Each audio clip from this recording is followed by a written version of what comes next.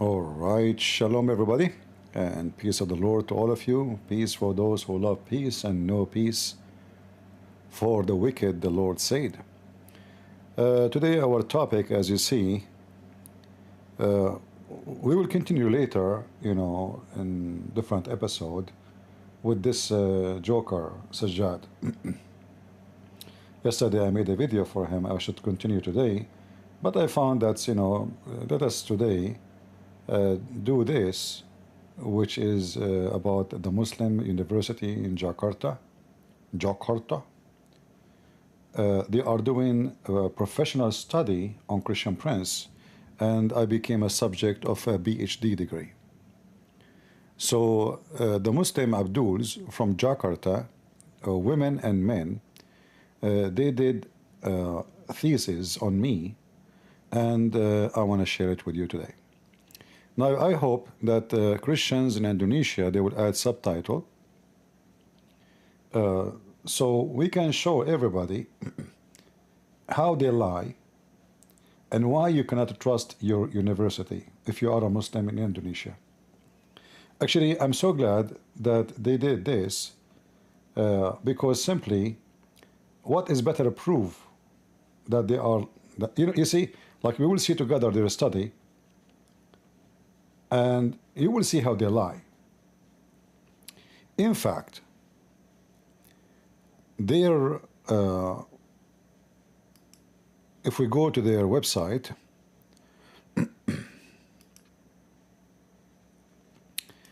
this is the university, University Islam Nigeri, or Raineri. I'm not sure what does that mean, but whatever it means, it's stupid. And this is their, like, the scientific journal. Like, people do research. The university consider something valuable. You know how research is done. So supposedly this is academic, this is scientific, and when you do research, it have to be really professional. But the second we go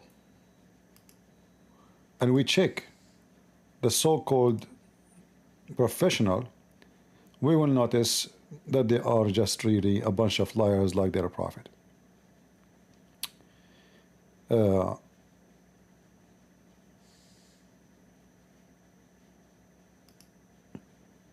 Here you find the article about me, or the study, the PhD study, and they have it in a PDF file. The title of the thesis, From Farming to Flaming, in the Cross Theology Debate, how are Christian Prince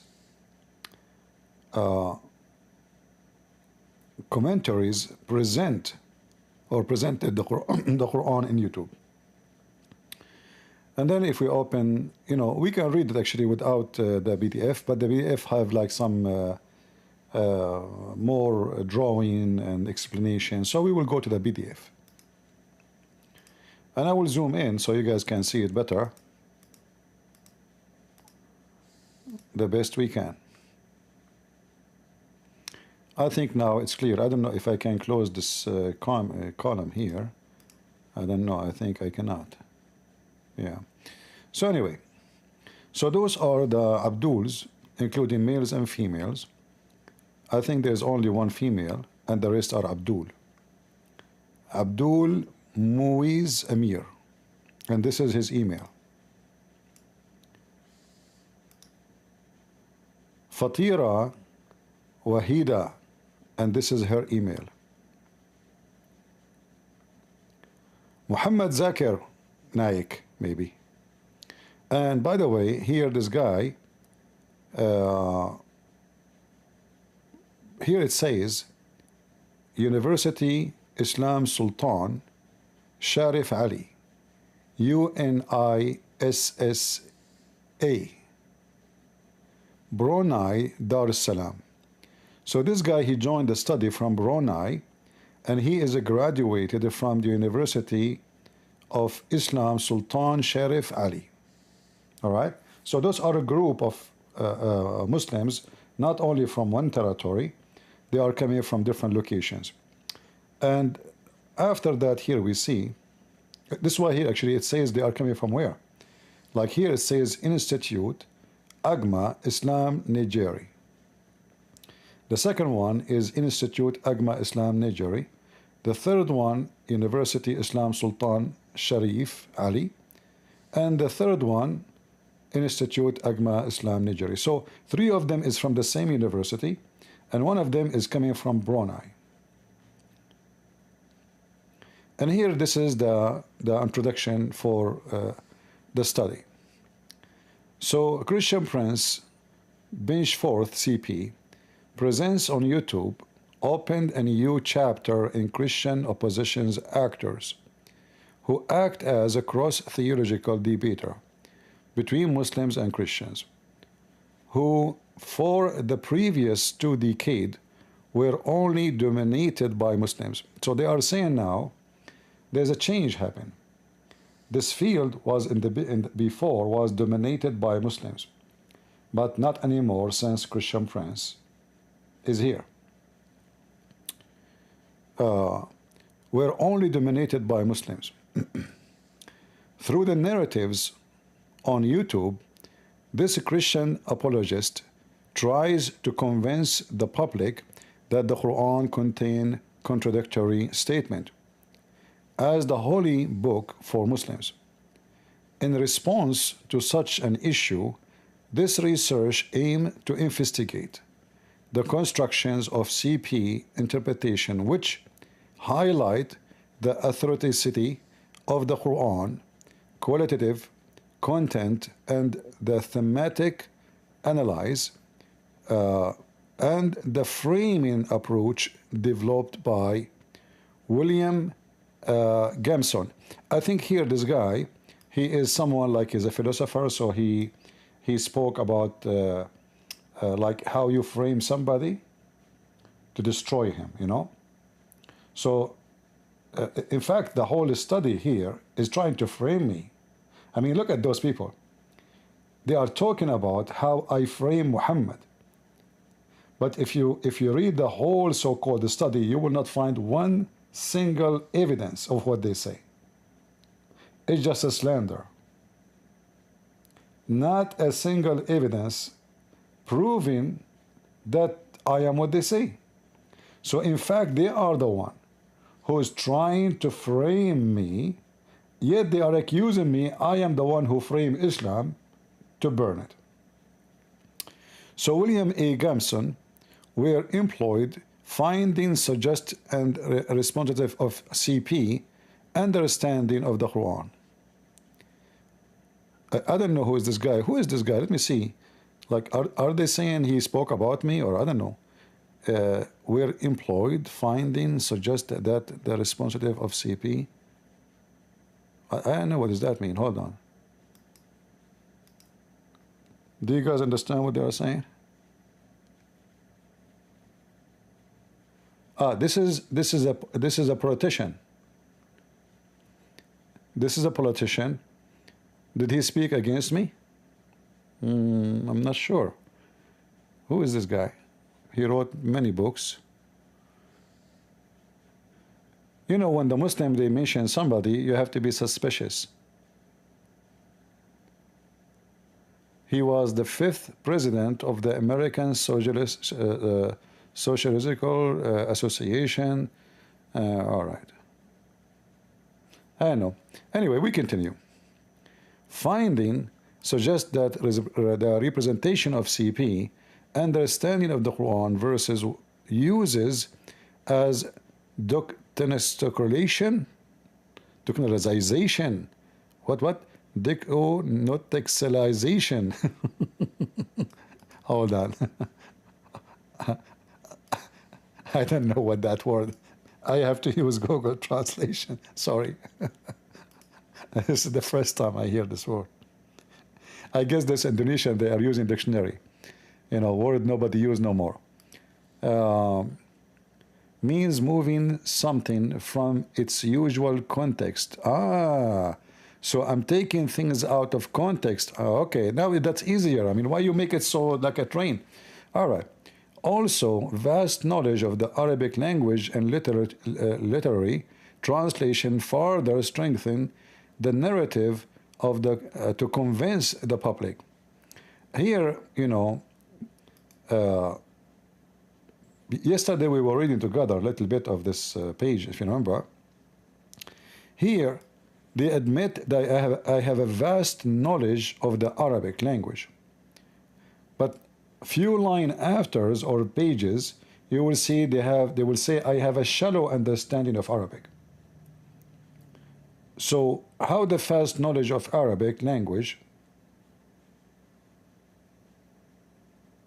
We will see. Also, the vast knowledge of the Arabic language and literary translation further strengthened the narrative to convince the public of the allegation. However, instead of considering the historical context and in understanding the scientific meaning, historical context. You know, as I know, everything I say I use Muslim books. It is you Muslims who refuse to read the historical context. It's not me. Each time we show you something, you say it is da'if. We don't accept it. Oh, this is Shia. Oh, this is Ahmadi. Oh, this is Sunni. Oh, this is Ash'ari. Oh, this is Ahbash. Oh, this is Alawite. Oh, this is the Ismaili. It is you Muslim, first of all, you Muslim, you don't have historical context because you don't agree upon it. In understand the scientific meaning of the Quran. And here, like, you know, when we say scientific meaning of the Quran, that is very laughable. The Quran is full of scientific errors. And why they don't mention one of those scientific miracles or exist in the Quran and get me busted? Why it's not there? Why don't give us an example how a Christian prince he lie and take things out of context? This Christian apologist use literal meaning. So guys, my problem, I use literal meaning. That means I'm honest. Look what they just said. I use literal meaning. Guys, is the text coming clear for you? Can you read the screen or it's small? Is it small? Can you read or you cannot? Let me know, please, if you have difficulty on reading. How is people doing in Rumble? Is the image look like Rumble is not coming? Rumble again is not working. Is it not working? Hold on, let me refresh to see. Is it working or not? Oh, it's working. Okay. All right. You can read it? Okay, good. All right. So look what they just said. I am using the literal meaning. But isn't it this is what it should be? Should I give the word different meaning which is not there? If you remember, just 2 days ago, we were talking, and I hope the Indonesian Muslims are listening. I hope you Indonesian Muslims are listening. I don't want you to agree with me. I want you to investigate what I'm saying.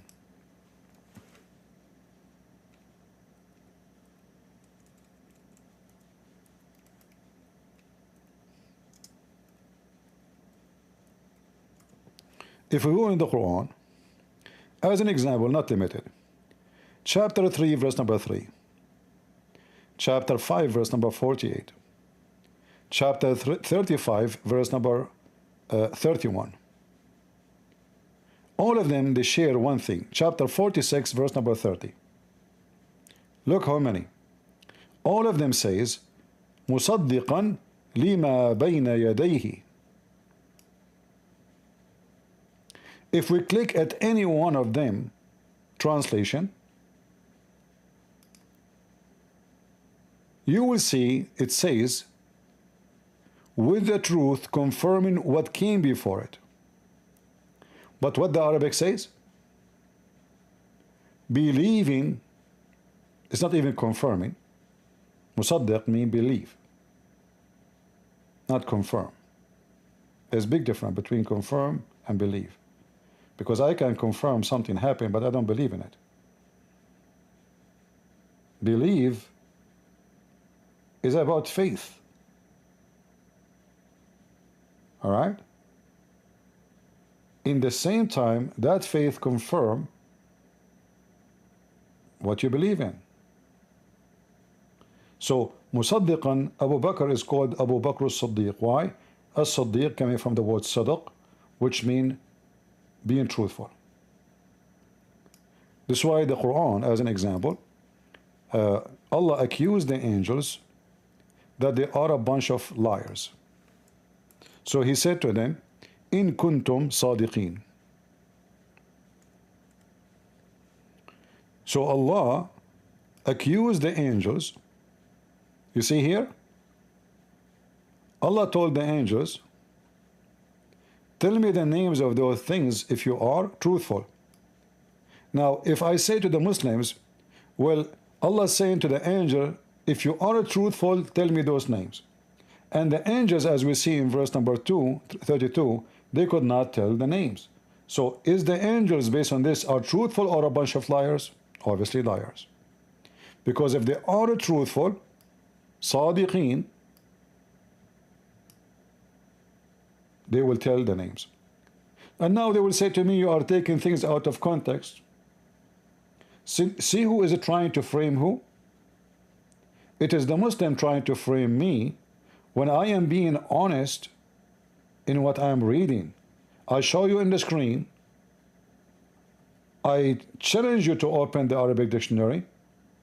And even in their stupid study, they agree that I am taking the meaning literally. Well, who are you to change what Allah said? If Allah don't want to say that literally, He will say it's a parable. As an example, in the Quran, there's a places where the Quran says this is a parable. Then we know that this is a parable, this is not literally. Is this a story a parable? No. It is literally happening. And Allah says, if you are truthful. Then going back to the same verses. Here, the Muslim translation says, نزل عليك الكتاب بالحق مصدقا لما بين يديه. Bain in Arabic mean between. Between your hands, between two oars, between two doors, between two cars, between two donkeys. It means between. Between. All right? This is the real meaning of the word baina. Baina. All right. The second word is يديه.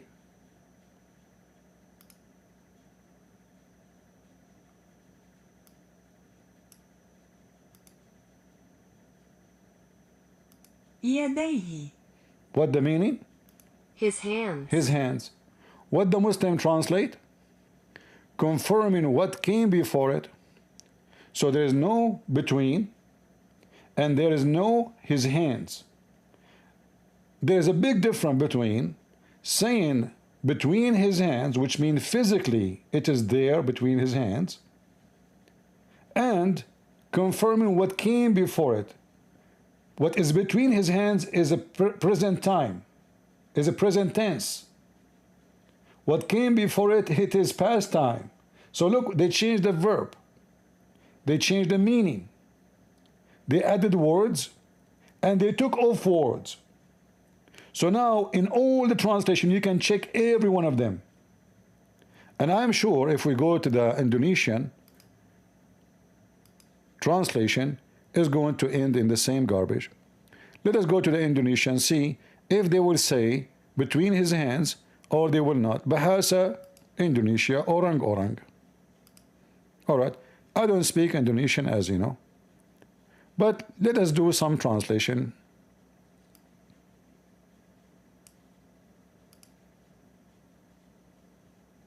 He sent down the book, the Quran, with the truth, confirming what was sent down before it.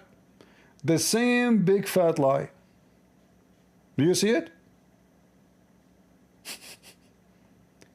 So even the Indonesian translation is a fabrication.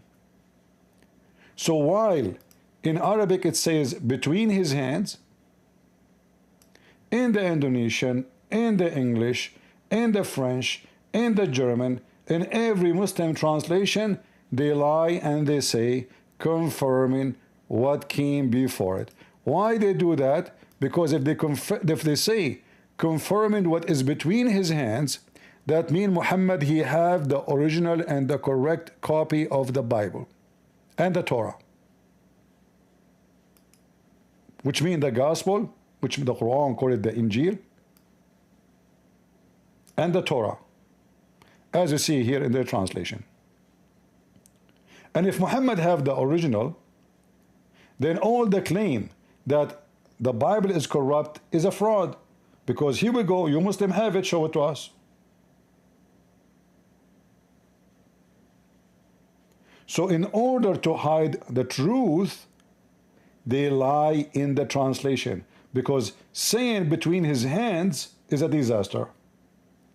And as you see, this has appeared in the Quran in many places. It's not only one verse, it's not two verses, it's not three verses. Look how many. Chapter 291. Chapter 291, it says, مُصَدِّقًا لِمَا مَعَهُمْ, believing in what they have with them.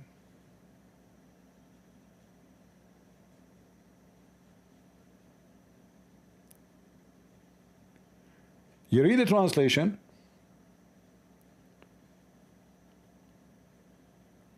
Here it says, confirming what is with them. And here you see how the Muslim translation exposed themselves, because you are confirming the book is with them now, in the time of Muhammad. So 600 years after Jesus, the Bible never changed. Never. And this time, the Bible is confirmed is the one with us. In the previous verse, chapter 3, verse 3, the Bible is confirmed is the book with Muhammad. So it turned to be that the book with us and the book with Muhammad is the same. Are you with me? So when those Muslims from Indonesia who claim to be educated, they are accusing me of a framing by speaking the literal meaning of the word. Can you believe it? It should be the opposite. It should be, they should say, well, the word says something, he says something else. So who is the one who is a framing? As a framing device, this phenomenon, sorry, I don't say the word correctly, has shown that the cross-theological debate only provoke persistent inter-religious hatred and reinstatement. Look who's talking about hatred. A religion who called for the death of the Christian, the Jews, genocide, you know, and they did it, and they practice it. I mean, those Indonesian, they are the one who attacked east of Timor and killed thousands of people just a few years ago. They are the one who organized meeting by hundreds of thousands calling for the death of the Christians and the killing of the Jews. And then if we go in the Quran, we will see the book which is called the Quran is the book commanding the Muslim to hate the Christians. Not only that, in fact, Allah, he claimed that he is the God of hatred, and he will spread hatred and enmity even between the Christians to each other, which means Allah is a Satan. If the one who spread hatred is a bad person, well, this is your God. So we planted amongst them. Who's talking? Allah. Amongst who? The Christians. Who? The Christians. So we planted again amongst them the enmity and hatred till the day of resurrection. So I want to say to the stupid Abdul who made this so-called study, if you accuse us of enmity or hatred, you should ask your God why you planted that enmity here. It was the work of your God, even though we don't hate Muslims. I hate the devil Muhammad.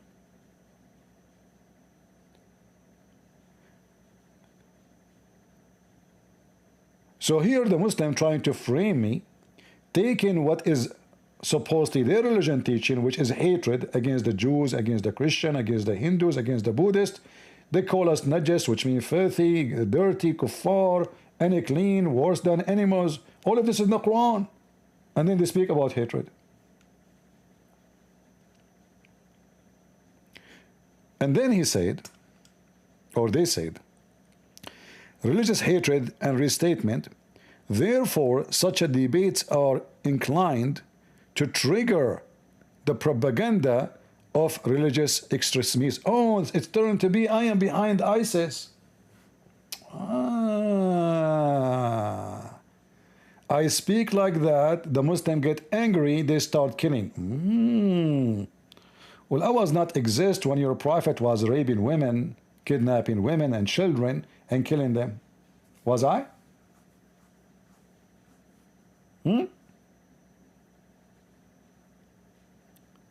Keywords. All right. Here in Indonesian language. So we will skip this part. If you are Indonesian, you can read it by your own. So they are writing the same in 3 languages: English, Indonesian, and Arabic. And I'm sure you don't speak Arabic.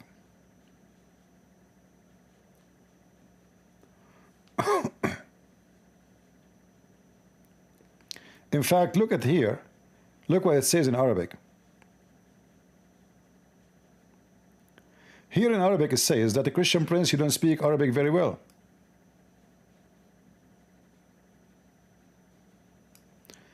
Let's go to the English. Did I read it wrong? Let's go back to the Arabic when he spoke about the Arabic. Look at this. Also the vast knowledge of the Arabic language. Here they are saying, I have a vast knowledge of Arabic language. In Arabic they are saying, I don't have knowledge in Arabic language.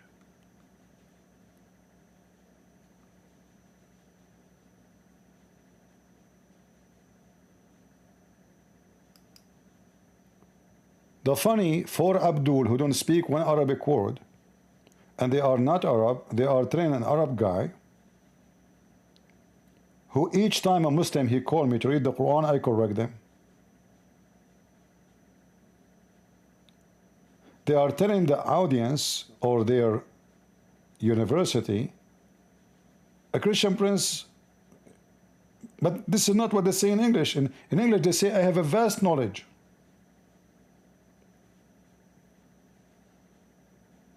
Abdul. They are just Abdul. We continue. This is the contradiction. Sorry, the introduction.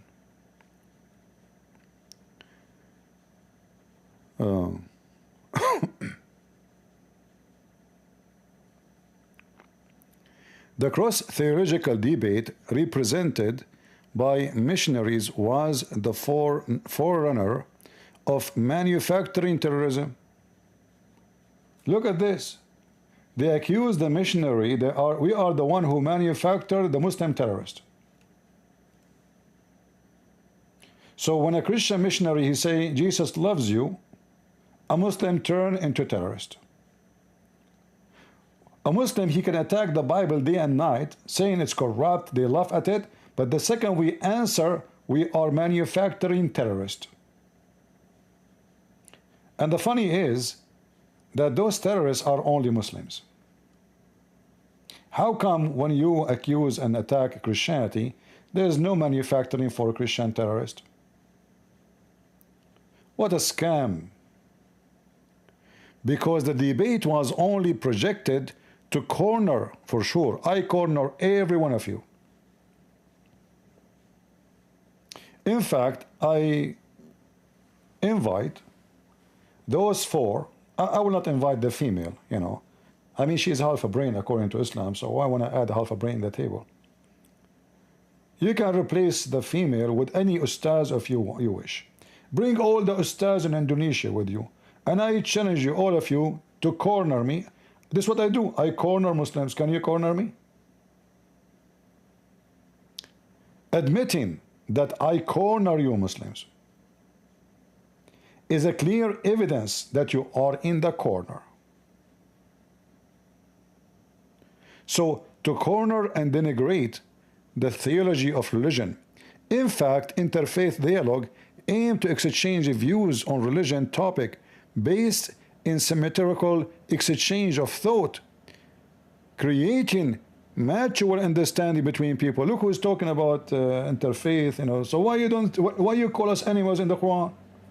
Is that how you do interfaith? Huh? When the Quran says we are the lowest even than animals, kal an'am, bal adal.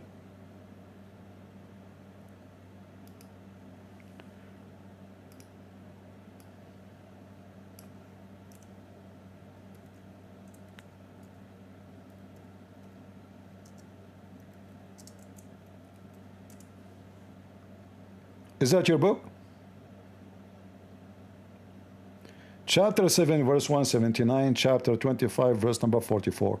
Both of them, they are saying, we are the same as animals, but even less. We are what? We are lower than animals. Is that your book? So imagine you are talking about having interfaith dialogue, and the point of this interfaith dialogue is exchanging thoughts. So we start by saying to the Muslims, you are an animal. You know what? You are worse than an animal. So here you see the hypocrisy of those cowards. They call us lowers than animals. They call us filthy. They call us scumbags. They call us corrupt. They call us all kinds of names. Kuffar. Najis. Even worse than animals. And then they cry, saying that this guy is not doing the right thing. The theology of religion based on interfaith dialogue aim to exchange view. This is not true. We are not exchanging view.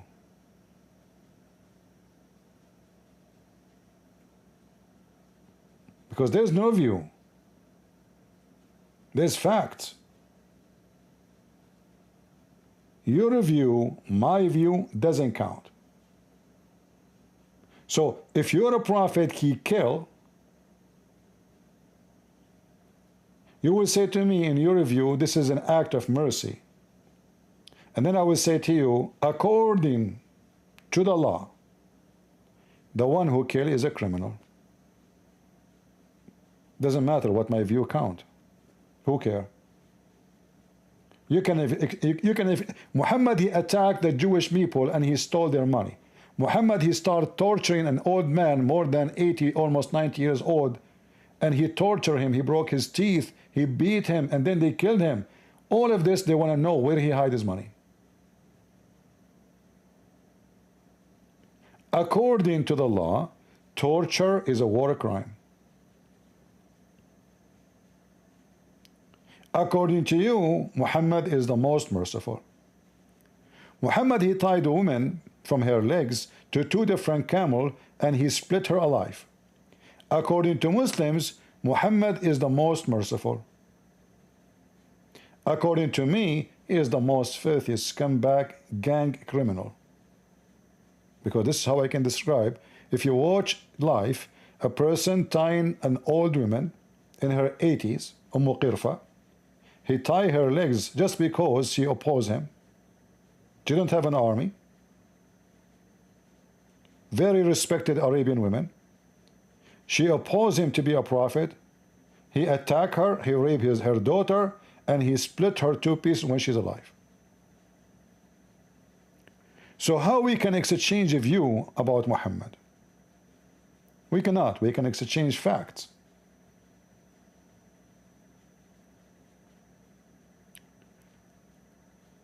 Abdul Muzi Amir Fatira Wahid Muhammad Zakir Fayek in Karuru for Yuk. I don't know. Those names are, I think they are names of aliens. Different religion and engaging in the corporation to achieve the goal. What is the goal of Muslim? To dominate the earth and kill everybody. And now they are talking about interfaith. I mean, look at those people are talking about.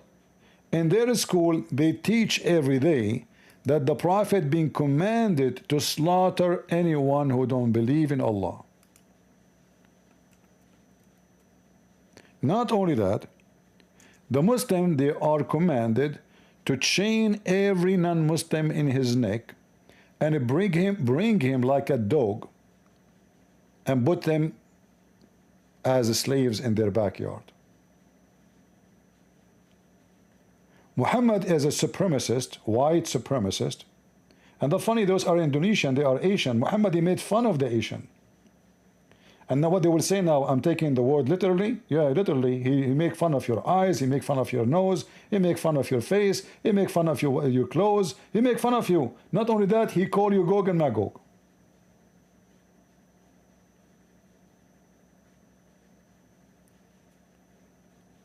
So Muhammad, he said to the Muslims, Aka Allah, in chapter 3, 110, you are the best for mankind. How many times we heard the Muslim saying, oh, the Jews, they think they are superior, they are chosen people of God. In fact, the Quran says they are chosen people of God, you donkey. Quran says that. But this is when Muhammad was trying to convince them to believe in him. As soon they refuse, he switched on them. He want to kill them all. Chapter 9, verse 29. You are the best of people ever raised for the benefit of mankind. When you hear the word benefit, you think, okay, it's a benefit. I mean, it's obviously something good. Does it say benefit there? Yeah, it says benefit. But if you are ignorant, or you are a certified donkey, you do not know, you will stop reading until you arrive to benefit. You don't know the rest. The benefit of the Muslims, that they will bring you as all mankind with the chain around your neck, which means they will invade you, they will slave you. And by the way, after they chain you, slave you, and even if you convert to Islam, they will not free you. They will not. You will stay slave. But they are doing you a favor. They force you to say Shahada, and supposedly later you will go to heaven. But for now, until you die, you are our slave. And your wife is our slave, sex toy.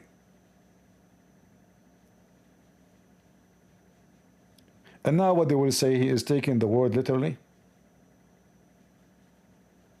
That's what it says. And then they continue. Religious phenomena are being displayed by missionaries in the social media as if they had been satisfied if they could monopolize the truth and bring down other religion prestige. If the latter half of the 20th century was dominated by Muslim missionaries, actors as Ahmad Didat, Zakir Naik, that's a big fat lie. Ahmad Didat, first, he don't even speak one Arabic word. Secondly, he lie all the time. In fact, if I play for you Ahmad Didat what he did, you will die laughing. He insulted your prophet. He made fun, go check it out. He made fun of how the Bible says that the light, or the sun, sorry, created in Wednesday, in the 4th day. This is what he said. And the video is there. But this is what your prophet said. Your prophet said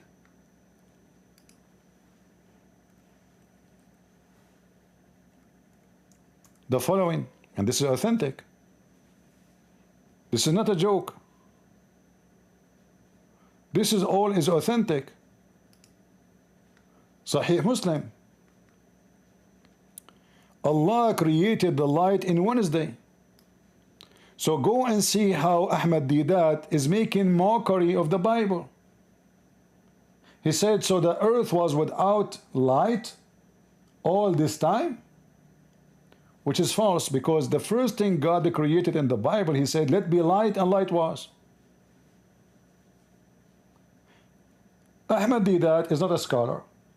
He don't speak Arabic, not a single Arabic word.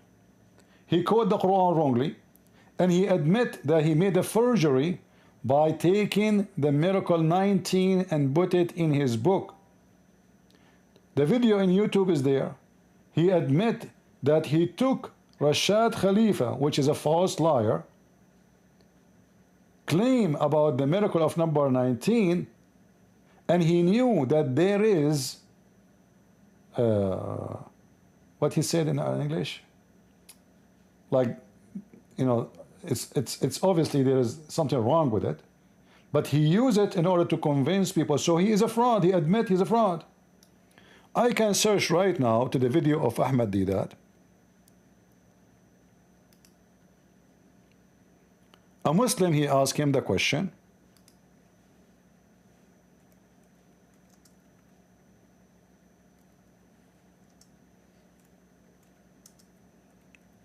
about Rashad Khalifa.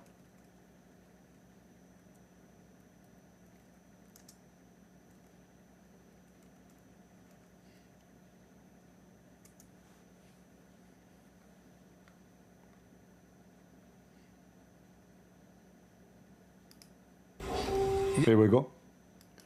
This is your Ahmad Didat. He cannot dominate a debate. I challenge him actually to debate me.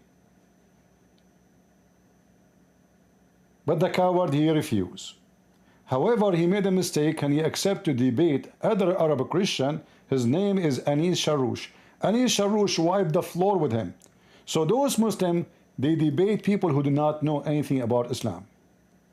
This is why they avoid debating Arab Christians. Go watch his debate with Anis Sharoush, who made a mockery of him and his religion. And not only that, Ahmad Didat, he ran away from the second debate because supposedly they will have two debates. Ahmad Didat, people they came, Anis Sharoush on the stage, people are waiting, Ahmad Didat will not show up.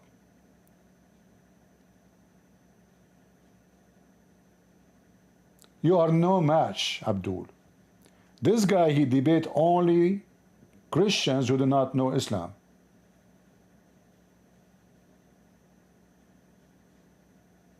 And he lied when he asked the questions. And he was demolished by us. And here you see how he admit that he used a fabricated so-called miracle, number 19, he added to his book. He sold it as a CD to make money from a lie. Listen. Yes, brother. You had a question. This booklet of yours, the Quran, the Ultimate Miracle. Well, I have a cassette of things, I want to see it as legitimacy. But whenever I try to show it to our mullahs, you know, they don't accept it and they don't believe in it. Could you please... There was a book I had written, Al-Quran, the Ultimate Miracle. I had delivered talks on the subject, and there were videotapes and cassettes available. But this man who originally made the discovery, which I found useful in talking to Muslims. He found useful to talking to Muslims and non-Muslims. But look what he will say. He will admit that this is not really a discovery, it's a fraud. Non-Muslims. But this man, a sickness has developed. Now he's claiming to be a new Rasulullah, like what Baha'u'llah was at one time, and Mirza Ghulam Ahmad. This is a sickness that is quite common. You see, once a person, you know, he finds that he's so clever, that people are, you know, hero worshipping him. And, you know, whatever I say, I know these people will believe. So the man... Whatever I say, those people will believe. And what else? It's a sickness in this man, I can make claims. Today, this guy called Rashad Khalifa, he is the man who discovered this theory, alayha tisat ashar. Now he said he is a new Rasul, he is a messenger of God. There are certain flaws in the theory. Did you hear what he said, guys? Did you hear what he said? Let me activate this CC. There's a CC? No, there's no CC. Look what he just said. What there is in the theory is a theory. How it's a mathematic, complex, and it's a theory. Because simply he played with the numbers and he played with the words and the numbers. He lied. God. There are certain flaws in the theory. There is certain frauds and flaw, whatever he's saying, in the theory. So why you put it in your book? If you know that this theory is a stupid and it's not correct, why you use it in your book to make money?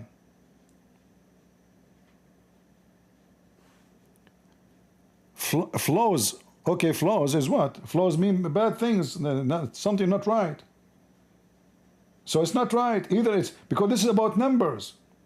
You cannot have a flaws in number mathematics calculation. Because one flaws, that will break the whole thing. Just one.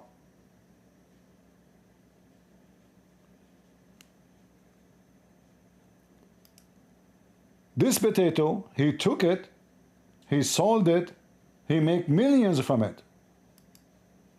And not to forget that Ahmad Deedat, he made a challenge. If he is lying, may God made him mute. And you know how he died. Very ugly death. He can't even say one word. So your Ahmad Deedat is not dominating anything. We laugh at him and he laugh at your prophet. And right now I can show you how many times he insulted your prophet.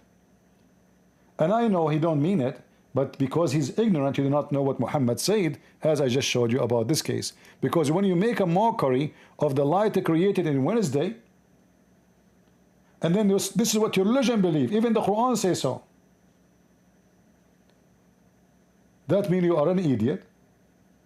You are making mockery. So you see, if I am the one is debating Ahmad Deedat and he said what he said, everybody will die laughing at him, and the Muslim, they will throw rocks at him. He just laughed at the Quran. He just laughed at Muhammad. So those ignorant, they think that Ahmad Deedat and Zakir Naik, they were dominating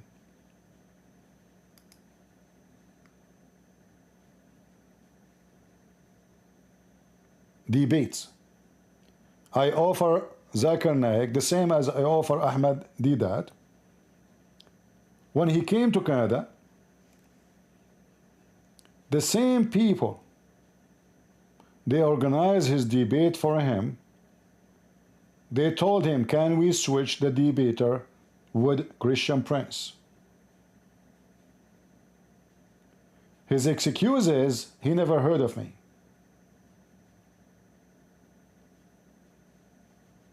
He prefer someone famous.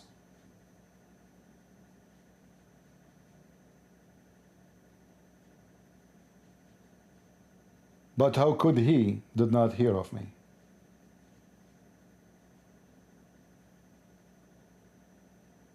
Zakir Naik, just a few months ago, I went to his channel, last year, right? I went to his channel, when he is live, the guy almost have heart attack. I just asked him to challenge me. Where are they, those who dominate the Christian-Muslims debate? None of you. This is why none of those names, like Deedat is dead, Zakir Naik is alive. What about we schedule a debate between me and him, let everybody die laughing? What about you bring me your Ustad, the Indonesian Ustad, what's his name, this guy? He charged $5,000 for 1 hour speech.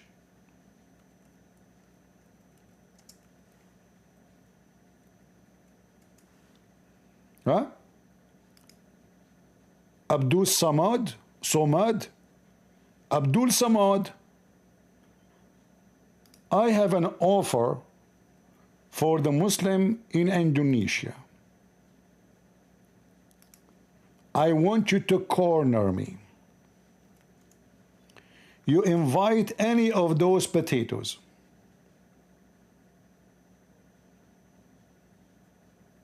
I mean, even his microphone is pink. They don't speak Arabic.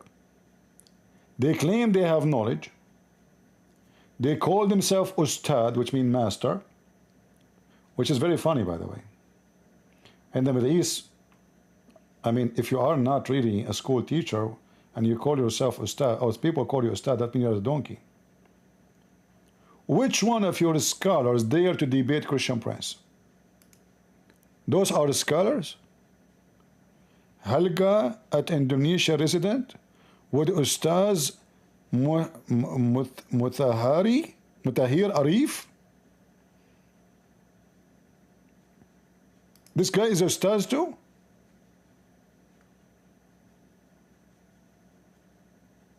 The giraffe? So I challenge any of your giraffe. Isn't this guy the one who offered me 5 BMW?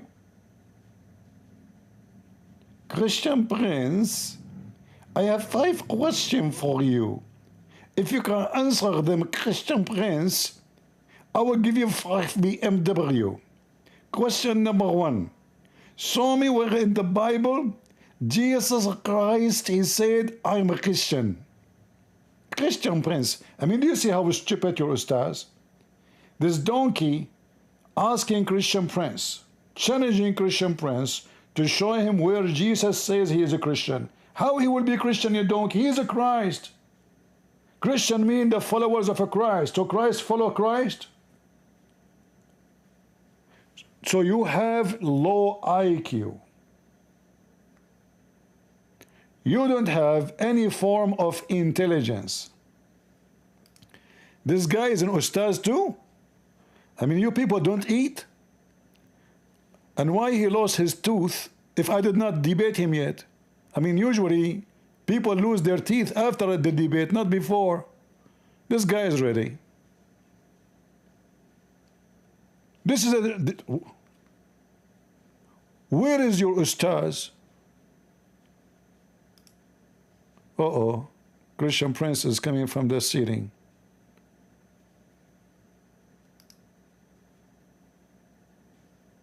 Where are the your Ustaz? I'm waiting.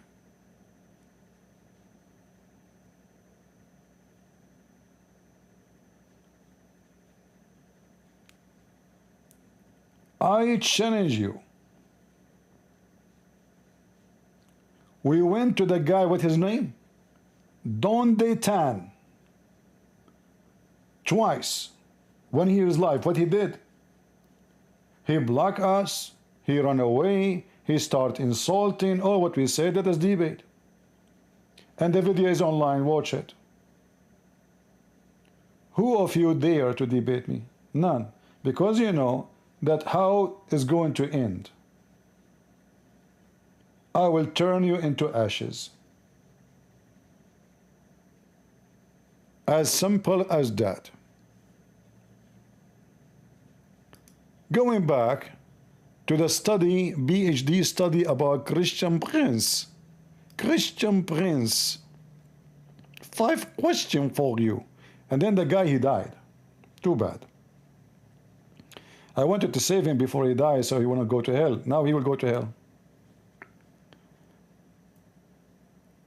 Then in the early 21st century, Christian missionary actors began using anonymous identity of a Christian Prince. All of them, they are using the identity of Christian Prince in the 21st century. When I was born in the 20th century, not 21st century, huh? What century I was born in? I'm not sure. And then all the Christian missionary in the world, they use my identity? That's deep. Don't you think maybe those are my babies because I'm Prophet Muhammad and I have a lot of women? And I spend my day doing that again? Because Allah gave me a privilege. If my eyes fall into a woman, her husband must divorce her so I can jump on her. And this is written in your book, Al-Qurtubi. And then he will say to me, you are taking it literally? Through various social media service, mostly YouTube platform, CP appears to show the public that not only Muslim can understand the Bible weakness, but they can also show the weakness of the Quran as the scriptures. Christian Prince, you do that? Christian Prince, he showed the public that the Bible have weakness and the Quran have weakness? Never. Our book is solid as Peter, is solid as Mark, as John, as Luke.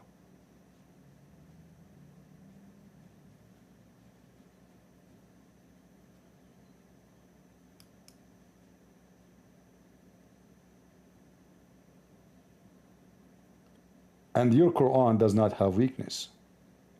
Your Quran is nothing. What weakness?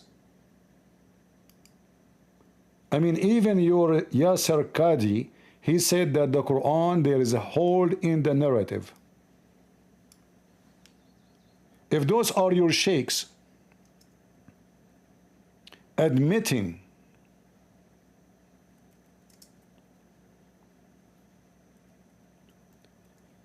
that the Quran is nothing but a book has holes in the narrative. So what we Christians will say?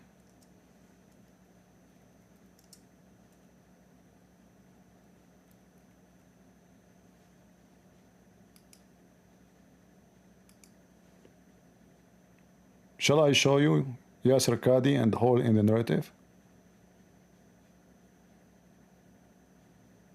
Huh? And the concept of...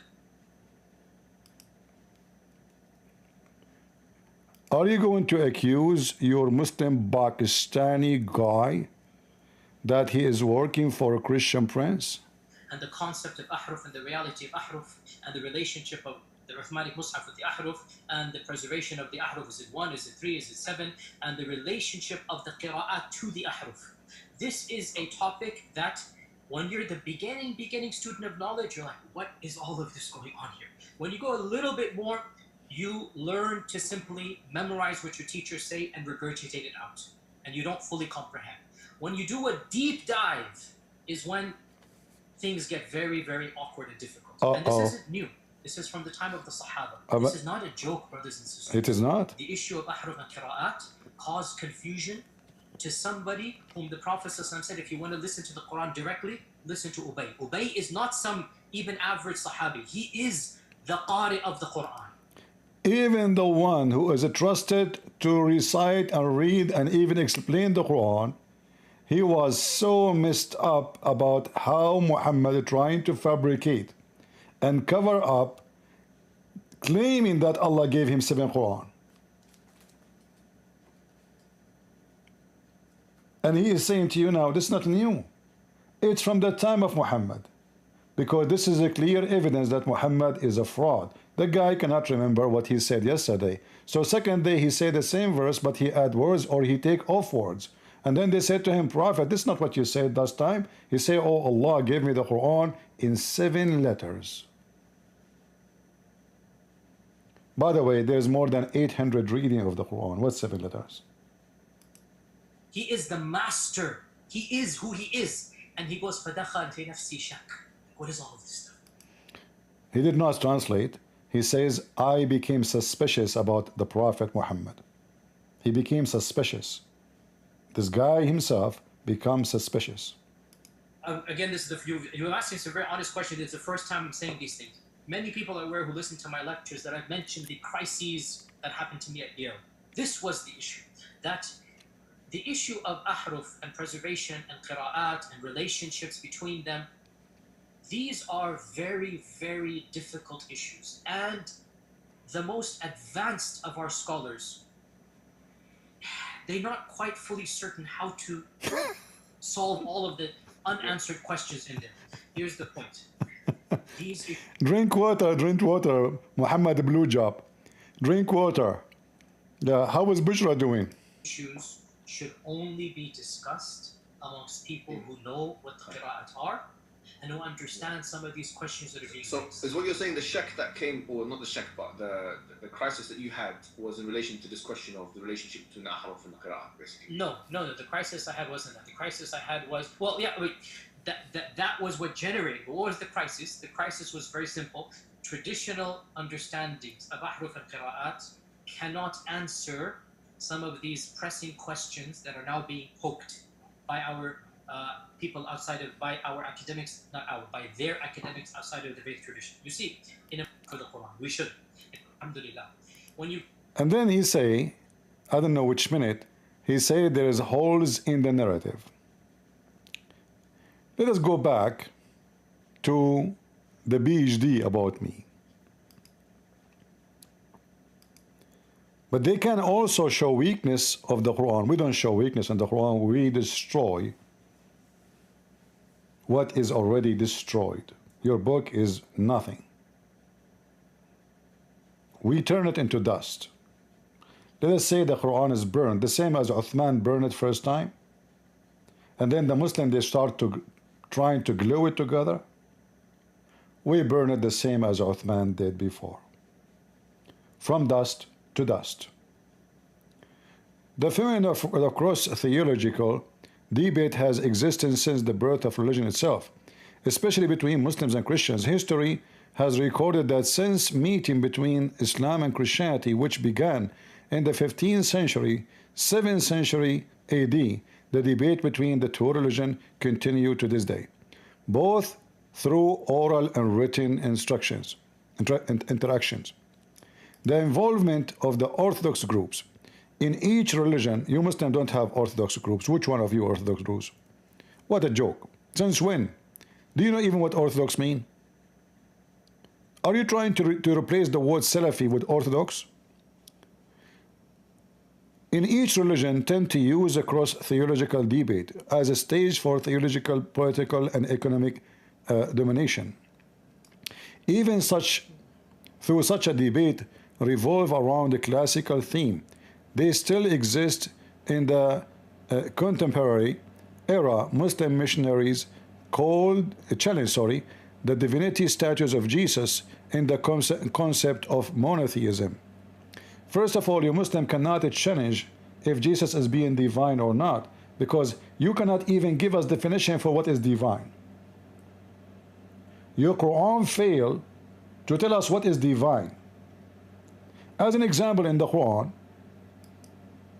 your God, he said that the one who can create a fly is God.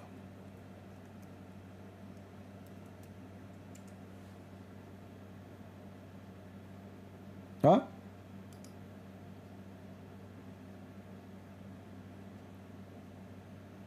Why you worship someone, he cannot create a fly.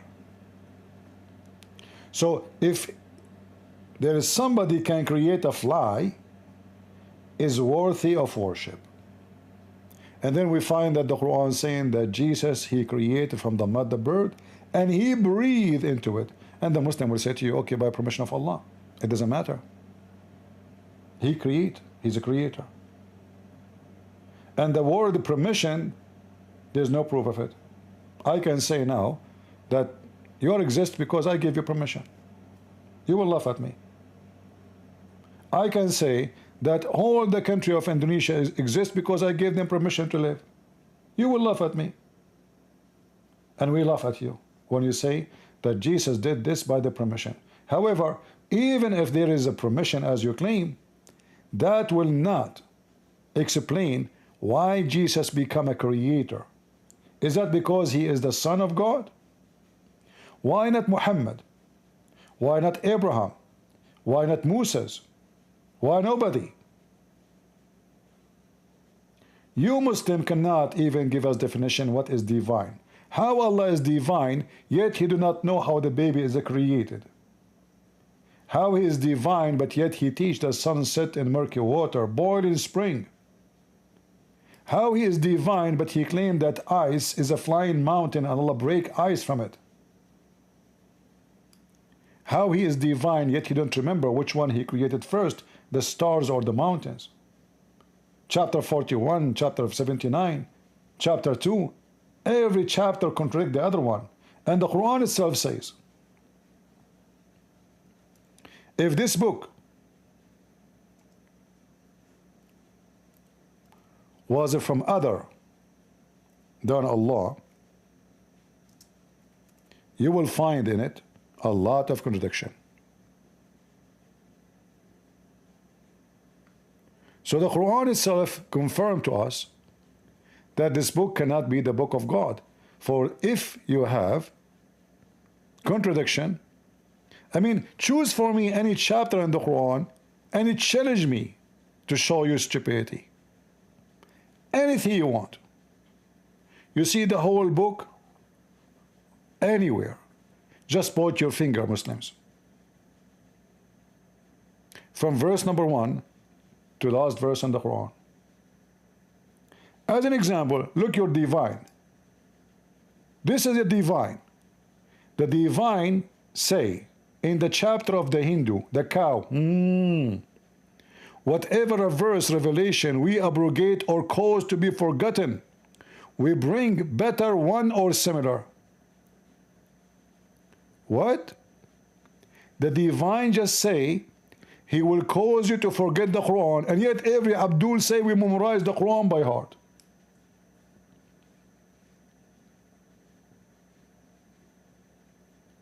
In another verse in the Quran, Allah said to Muhammad, we will give you the Quran and you will not forget it. So how here he says you will forget it, and there he says you will not forget it? Which one?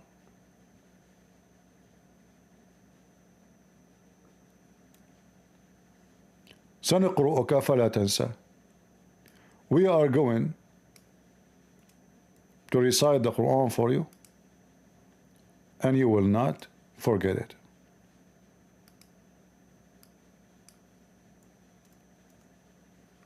Chapter 87, verse number 6.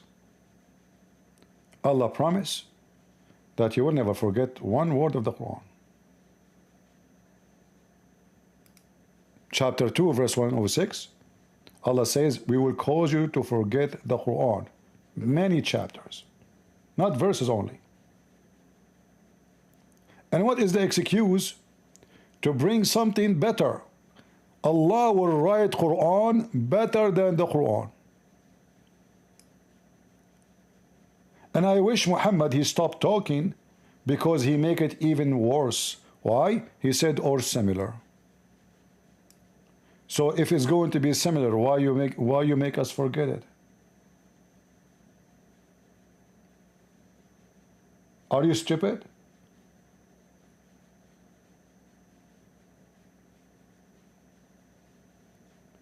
And then if you read the interpretation, you will see that this is about Muhammad. He received a verse in the morning. He changed his mind by night time. Open the interpretation and read. Have you ever heard of a divine? He says something in the morning, he changed his mind in the afternoon? Simply because this divine is Muhammad. He says something, he noticed people don't like it, oppose it, or laugh at it. So by the morning he changed it. We will cause you to forget it.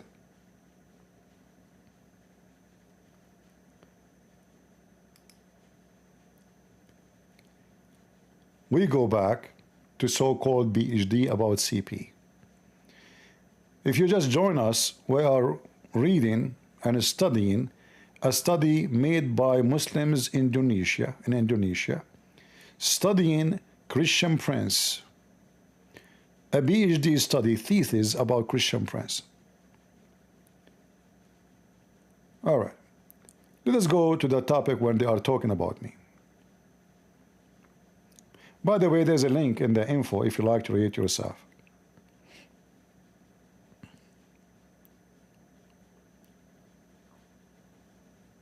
All right. I mean, have you ever heard of a title of a book like this? From framing to flaming, in the cross-theological debate. How are Christian Prince the commentaries represented in the Quran on YouTube? Is that a title? Okay. Such a title tend to negate the truth of the theological belief held by each debater. Responding to this phenomenon, it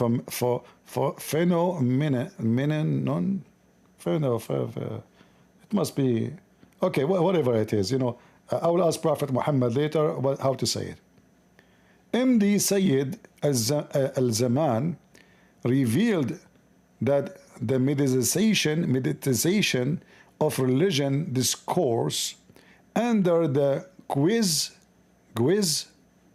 of inter-theological debate narrative often use the format of a framing narrative that lead the flaming attitudes. The interest in religion conversation trigger the attitude of the debater. This conditions causes the vulnerability of the social conflict amid interfaith relationship in the digital world. Mean.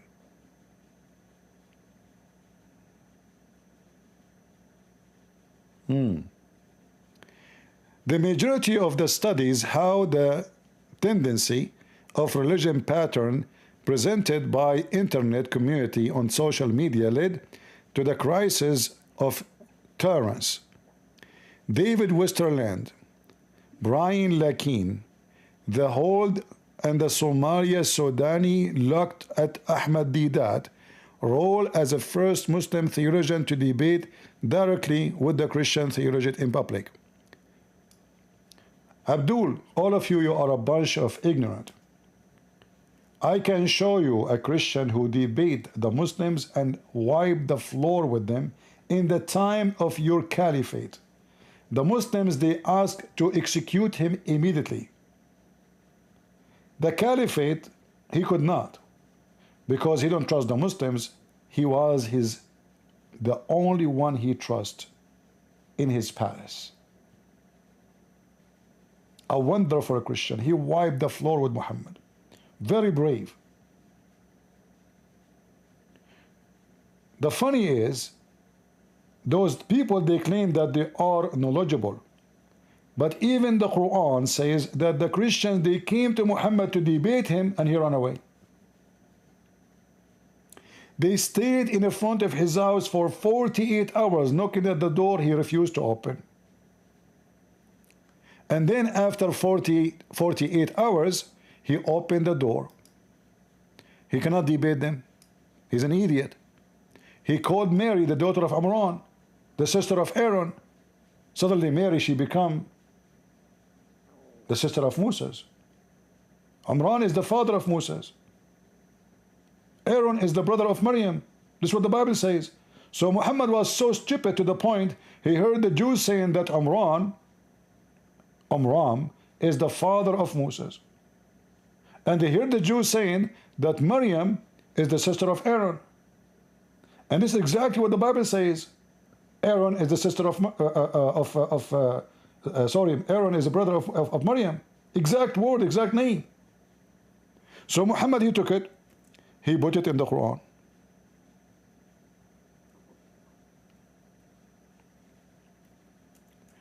The Christians, they came to confront Muhammad. And look at the Muslim translation, guys, look at this. Oh sister, i.e. the like. Where is the like? You a liar. In Arabic it says, Ya Ukhta Harun. You go to chapter number 3, you will find the name of the father of Maryam is Amran. But this is the father of Moses.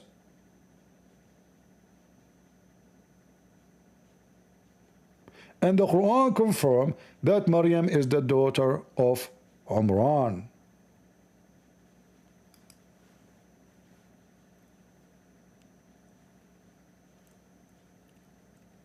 So you're a prophet. He ran away from debating the Christians. This is not the first time you Muslim, you run from a Christian prince. You always run from the Christians. According to the Quran, Allah, He elect the family of Ibrahim and the family of Ali Imran. But look how stupid Muhammad is.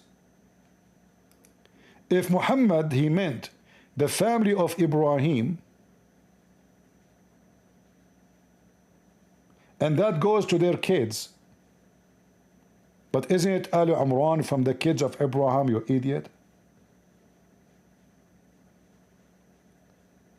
If he meant only Imran and his kids only, not the kids of the kids,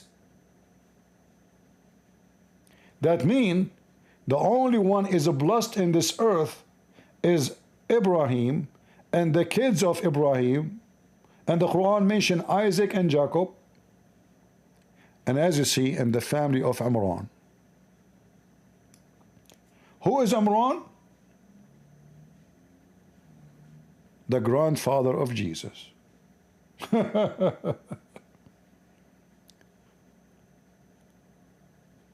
In fact, this verse speaks about being a nun.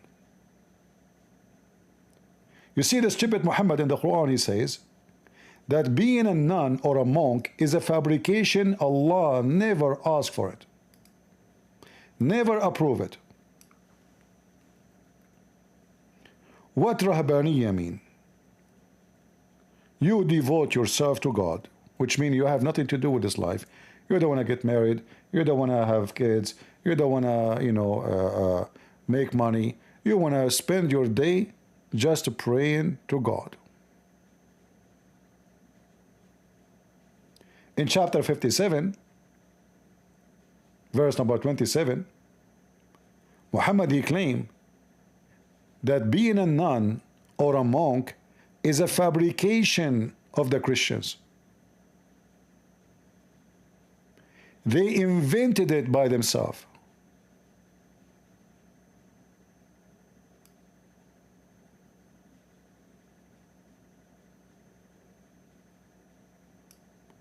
But then we go here, we find that the mother of Mary, she vowed that her child, whatever it is going to be devoted to God, which means it's going to be a monk.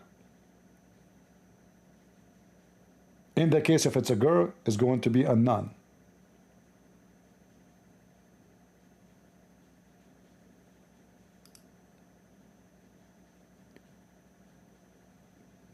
Can you spell the name of the guy? Show the name of the video. What guy? What video? What guy? Guys, if somebody asking question, make the question full so I can understand. What guy? What video?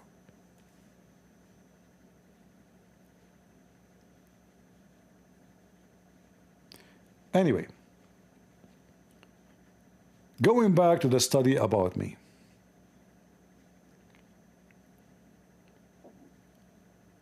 His appearance has caused discord between religious communities, especially in Africa and Europe. Likewise, Mazaya Mustafa and Mohd Abbas Abdul Razak revealed their critical notes that Zakir Naik preaching style is too aggressive. Zakir Naik is the most silly, stupid person who can defend Islam. First, he do not know how to read his book. Secondly, he is horrible to defend Islam. You can choose any statement Zakir Naik said and you will see how we laugh at it.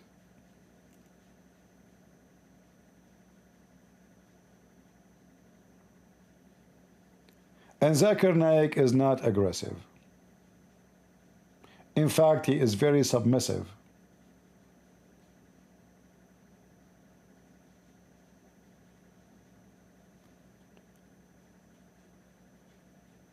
I think maybe 15 days ago, we played a video of him debating an ex-Muslim, and the ex-Muslim young man, he became a Christian, he smashed him in the ground. Anyone remember the video?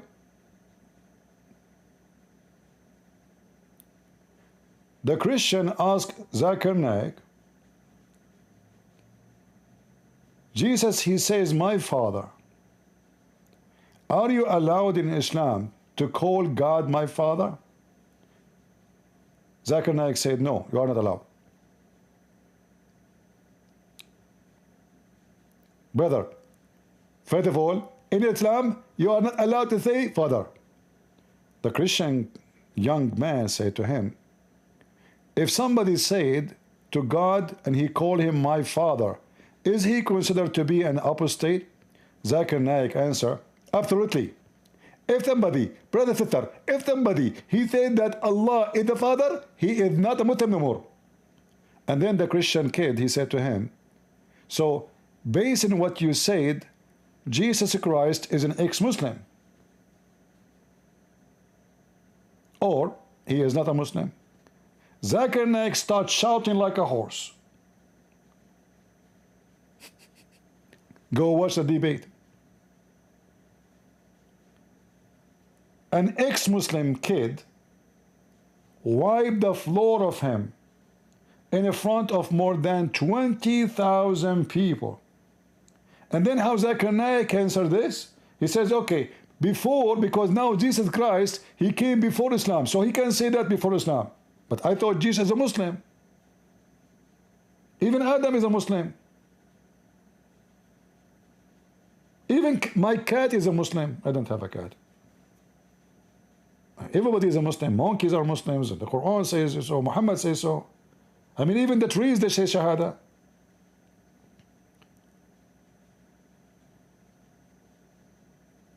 So Zakir Naik is nobody, which seem to denigrate the theologies of religion other than Islam.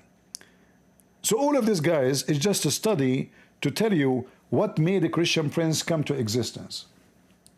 Here they are blaming some Muslim cleric, claiming that the reason someone like me come to the stage because Muslims cleric who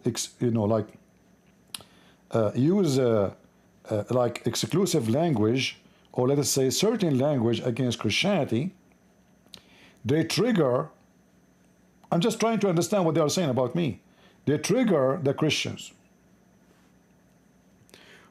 which seem to denigrate the theological of religion other than Islam. None of those previous studies has attempted to link it as precursor to inter-religion violent conflict. There is a proliferation.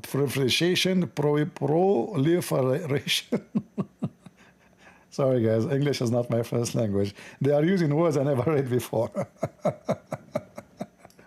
Don't laugh at me. I will give you Arabic. You read Arabic, I will laugh at you too. All right. Of diverse, contradictory, and even starkly constructing opinion about Islam on YouTube, some people express that the most outspoken stereotypes and prejudges about Islam, while others criticize religion in constructive and interesting way, while promoting Islam. This is why the discussion about relationship between religion and social media does not only act as publication medium, but also as a medium of dogmatization. Previous research has been limited to study the conflict arising from cross-theological debate. This article is more specific in looking at the framing construction of the Quran interpretation narrative carried out by Christian Prince on YouTube and its influence on interfaith social conflict between the Muslims and the Christians in social media. Thus, this research aim to continue and at the same time complement previous studies with focus on formulation of problems that include why CP can to criticize the teaching of Islam on YouTube, social media. How does CP apply the framing strategy in the highlighting the authenticity of the Quran through YouTube social media? How is the framing the effect the framing interpretation produced by CP on YouTube social media? All right. So all of this is about how I frame the Quran. The funny, if we open any Quran, we will find you Muslims putting the Arabic text inside the decorative frame. Who is the one who framed the Quran? You print it and you put it in the wall, in a frame. Yet you do not know how to read it. Let us continue. So this phenomenon across theological debate as presented by Christian Prince through the narrative interpretation of the Quran text on YouTube is essential to be revealed to public in order to know the impact of a framing discourse that can have how many times you use the word framing in the study? I mean, are you going to keep using the word framing every 2 seconds? This is boring, man. Use different word. Reveal in the public order how the impact of a framing discourse that can have a framing effects and constructions of CP narrative to convince its viewers that the interpretation of the Quran contain element of contradiction. The study argues that CP is essentially motivated by hatred toward Muslims. Yeah, chapter 5 verse 14, brother. Allah spread hatred and enmity between the Christians and Muslims, they love us. Chapter 9 verse number 29, kill the Christians and never let them enter to the Holy Land. Verse number 28, they are najis. And if you see a Christian in the street, force him to walk in the sewage because Muslims love the Christians. How dare you, Christian, to hate Islam? He is motivated by hatred. Disgusting.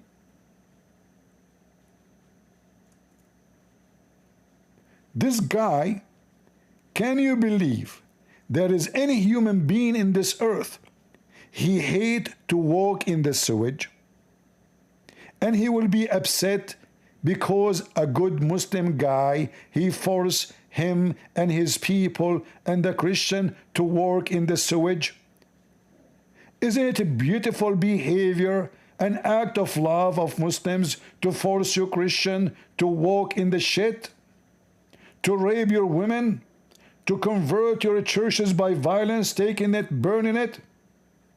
A Muslim talking about hatred, when all his book is the book of hatred. In fact, the Quran said you will not find one believing person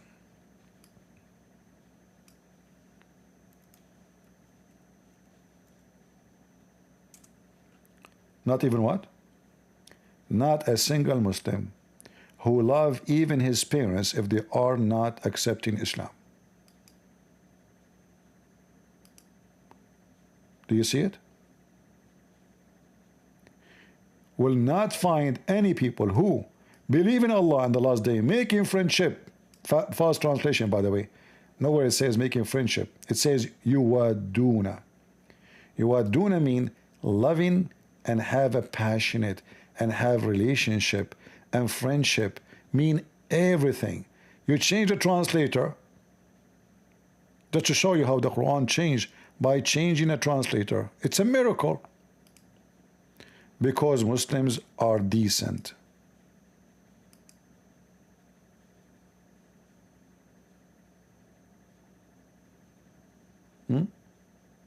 Look what it says here. You will not find any people who believe in Allah and the last day, loving those who resist Allah. How they resist Allah? They refuse Islam. By doing that, even if they are your parents, your brothers, your father, your children, your kindred. A Muslim is not allowed to love anybody. he should hate everybody. Anyone is not a Muslim. So who is the one trying to frame who? It is you Muslims trying to frame me with hatred when your prophet taught you to hate everybody, including your parents, if they are not Muslims. In chapter 5, verse number 51, your God Muhammad, aka Allah, he said,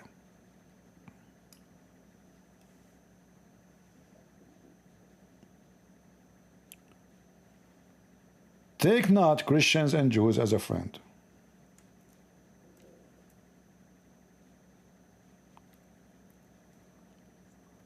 I have to turn the light on. I cannot see no more.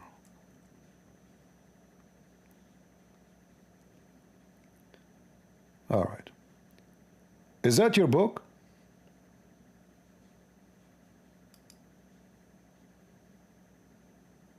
Or my book? Take not Jews and Christians as a friends or protectors. Is that a teaching of hate? Why you cannot take us as friends? Because your satanic God, he taught you to hate the Christian. You cannot take us as a friends. If anyone here is listening and you think you have a Muslim friend, you are a fool. Muslims don't accept you as a friend. They will tell you you are my friend. They will act nicely with you temporarily because they need you maybe. Or maybe because they are trying to convert you to Islam maybe. But a Muslim, he is not allowed to take you as a friend. Period. If he mean it, the Quran says, a person, a Muslim, who do that, he is one of them, which means he became apostate and he become evil. So you, who amongst you turn into them in a friendship, he is one of them. He's not one of us. He is not a Muslim no more. And then those liars of fraud trying to frame me with hatred when their God and their religion is the religion of hatred. And by the way, they will say to you, I'm taking things out of context. Open the interpretation. Open the interpretation. Ibn Kathir, Al-Qurtubi, Al-Jalalain. And read it. And you will see who is the one teaching hate.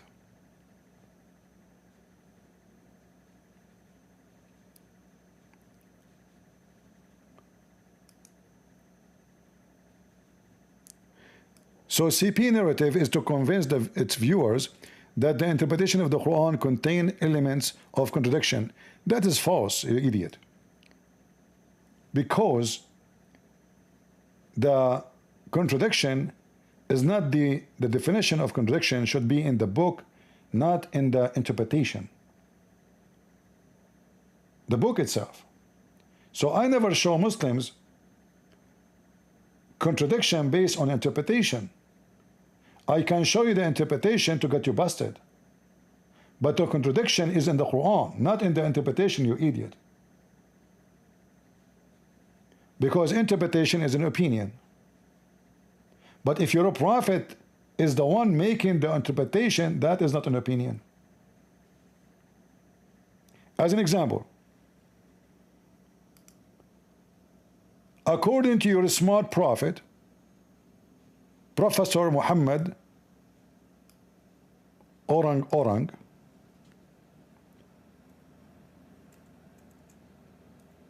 Zulqarnain, he found the sun set in a muddy, hot spring. Boiling, blazing, hot spring of water. The Muslims in the interpretation, they try to lie and duct tape this, and they say this is from the perspective of Zulqarnain. Then if we show them what Muhammad said about this, they will fly. Can we say that this is a false interpretation? Can we say that the Christian prince is using a false interpretation? This is authentic hadith. I was sitting behind the Messenger of Allah, who was riding a donkey, while the sun was setting, he asked, do you know where this set? I replied, as always, Muslims are mushrikeen, they associate Allah and Muhammad together, equal in knowledge. Allah and his apostle knows best. He said, it's set in a spring of warm water. So who is the one who takes things out of context? The Quran says, the sun set in a muddy, boiling spring of water. Who said that? The Quran, not interpretation. Muhammad himself confirmed that this is true. Abdul, they say, no, this is not what it says.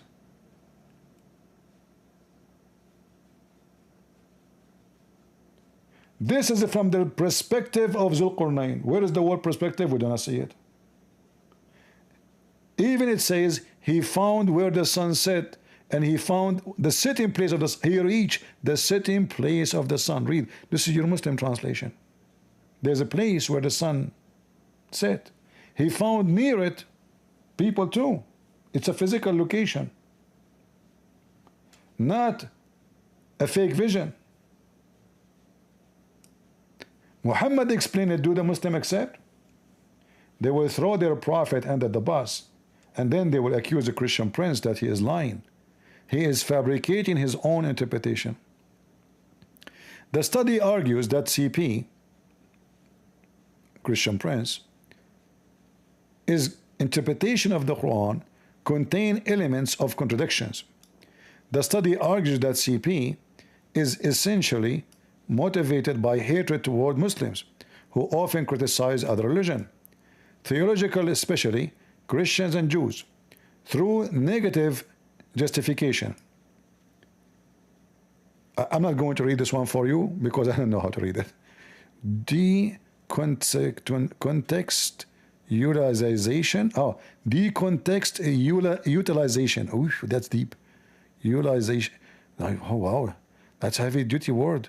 This must be fat. Method. Become the primary capital of CP to convince its viewer of a premise of the justification narrative argument are constructed. Allah knows best, you guys. What are you saying? That's why the phenomenon,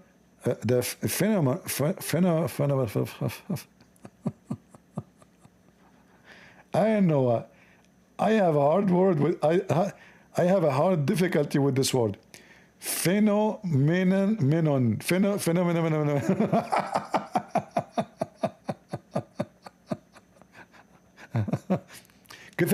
First of all, you don't speak Arabic, and you don't speak English, and yet you claim that you have knowledge. Christian Prince don't speak good English, but can you speak Arabic like him? Can your prophet even speak Arabic like him? Can your God Allah speak Arabic like him? You cannot. You cannot even say your prophet name correctly. Say Muhammad. Muhammad. His name is Muhammad. Muhammad. Muhammad. Idiot. Okay, say Ali.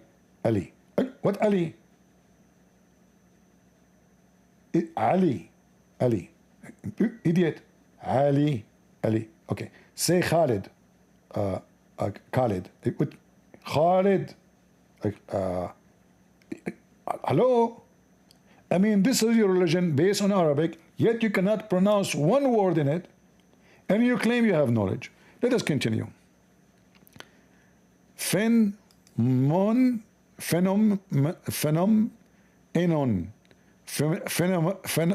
Guys, don't try. I'm not going to read it for you. It doesn't matter. Even if I take a course in it, I don't want to learn it. I hate this word. Actually, one of the things people like about me is the comedy about reading English. By the way, I used to teach in Cambridge English class. But what happened, after I read the Quran, I get confused. So like I read now, like, okay, phenomenon.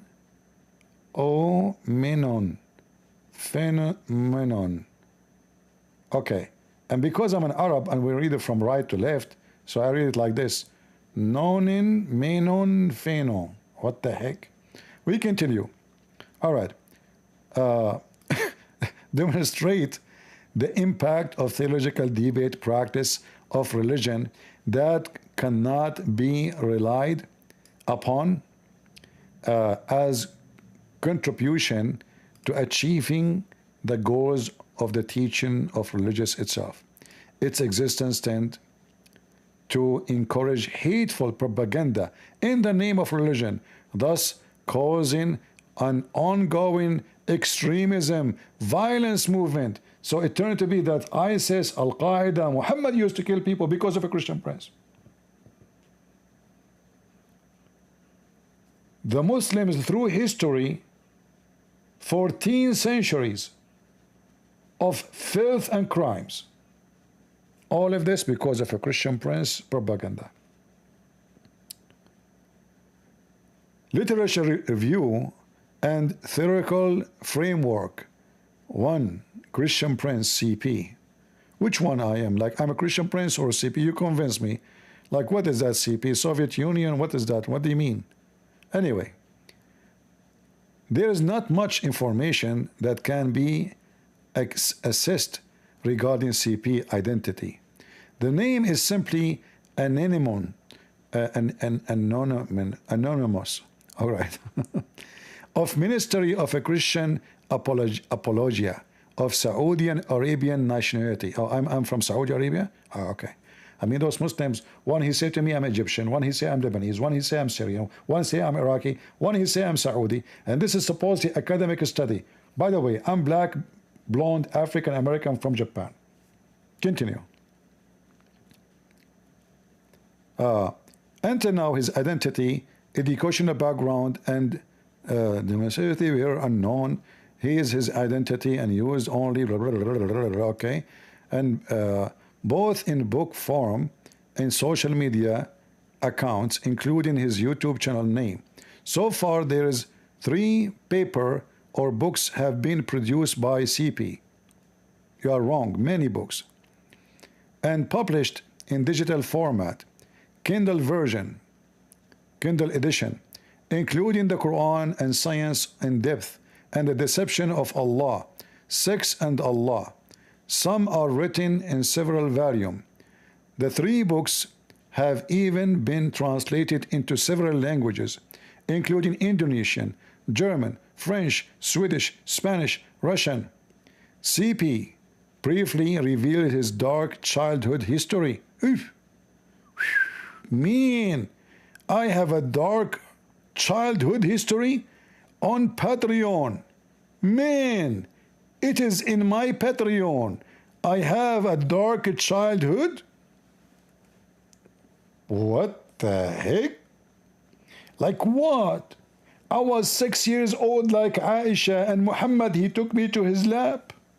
What do you mean dark, reveal childhood history? Would you please explain? Potato. And by the way, I want to say thank you for promoting my books. And Patreon, I mean, that's amazing. Hey guys, don't forget to go to Patreon. Any Muslim, he like to see the black reveal the dark childhood history immediately. Now, you click at Patreon so you can see the dark child history of a Christian prince. I'm looking now at the dark history. Man, this is so dark. What do you see? I just told you, you idiot, it's so dark. I can see nothing. Exactly. Christian prince, first of all, the reason we cannot see it because it's so dark. And you are stupid. How we can see it if it's dark? But it says here, it reveals his dark childhood. So how it reveals, but you can't see it? Christian prince, there is many ways Muslims, we can see things. As an example, we can see things by smell. Zakir Naik, is it true that Prophet Muhammad, when he go to the bathroom, his shit smell like perfume? Exactly. Okay, how perfume smell like? Christian prince, first of all, this is a very stupid question. There is many kind of perfume. As an example, onion. Zakir Naik, this is not a perfume.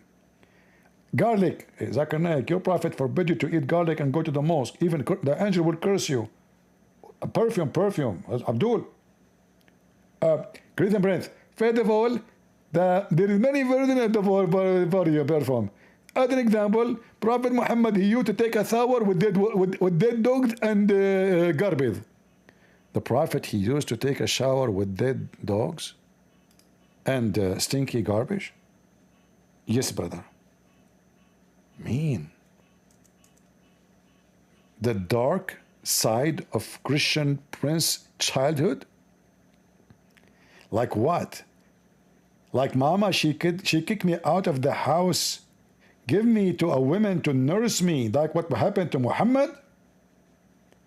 Like my uncle kicked me out of the house because I was looking like Muhammad from the hole of the door at the girls in the house? Like what exactly you are talking about? Huh? I was accused of stealing underwear like your prophet by his companion? Or maybe because I used to take a shower with dead dogs and women blood from period and stinky things. What? That's so disgusting. Mean. We don't do that. We do it from time to time, to be honest with you. And I like the honesty here in the translation. It says, and stinking things. What the heck is that? Like what? Like what do you mean stinking things? Like Kamala Harris? No way. Taking shower with Kamala Harris? That's disgusting. So who is the one trying to frame who? The whole PhD study about framing Islam. Look what they are saying. Dark childhood. Like what happened when I was a kid? I used to jump at the neighbor fence and play with their cat. Like what dark? What dark? Why you don't give us more details? Guys, maybe there's more details we don't let us see. Okay. The Deception of God. No, my book is called Deception of Allah. Why you change the name, you idiot? He revealed that his status as a minority non-Muslim was often the victims of bullying by his school teacher and his friends in Saudi Arabia. Nobody ever did bully me. Ever. And you are a big fat liar. Where in my book, in the Deception of Allah, I said the Muslims, they bully me. Who dare to bully Christian Prince? Who dare? Never. Not in my lifetime. Maybe you can bully me after I die. You can go to my grave and you make fun of me. Like la la la la la la la la, Christian Prince. Well, no problem. Later you will die and they will put you in the grave. And then you will meet me face to face. And let us see what will happen. So they lie. They fabricate. And then here it says, even his teacher referred to non-Muslims as najis. My teacher never dared to refer to. I was speaking about Islam, you donkey. You see how they lie? Where in my book it says, my teacher called me najis? I want to see that. Which page? What a fraud you are, Muslims. No shame. In my book, I explain what the Muslims consider the Christians and what the Muslim did to the Christians, not my teacher talking to me, calling me najis. If my teacher called me najis, I will push him in the sewage.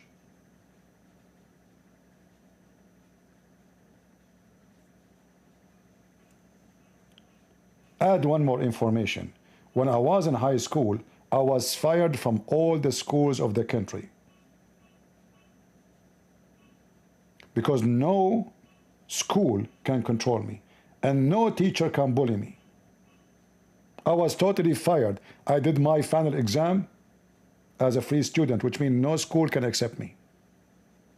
Period.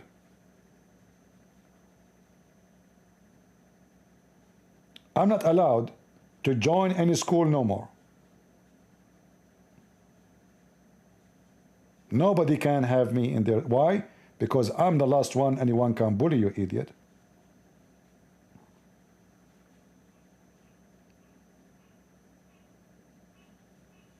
The first thing the teacher, he come to the class, he asked, he said, who is, and he called my name. I said, I'm me. He said, listen, I'm not like the previous teacher. I'm warning you. Don't do what you do with them. And then the student, they start, yeah. You know, we know. All the teachers before you, they said that. A week after he asked himself, he asked the government to move him from the school. Or at least from that classroom. Teacher calling me najis. Must be true story. Beside the, okay, hold on. Or unclean, simply because they are not Muslims. Besides, they are also often labeled as apes, pigs, using justification from the text, scriptures, Quran, and the Hadith. So you admitted that your Quran called Christians pigs and apes and najis, which mean filthy. Those people, they admit in Indonesia that they're filthy. I mean, look at those donkeys. The whole study trying to frame me that I'm a person who hate. And now they are saying that this guy is a victim. This is their own words. This person, Christian Prince, is a victim of the hatred of the Muslims. I mean, do you see how stupid they are?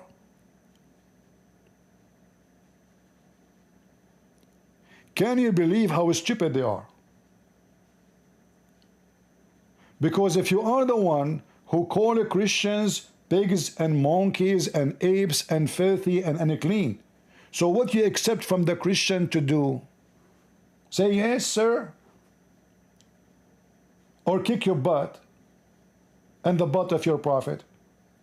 So in the same study trying to frame me that I have hatred, they just expose themselves. They are just admitted that yes, the Quran called the Christians pigs, apes, filthy, unclean, worse than animals.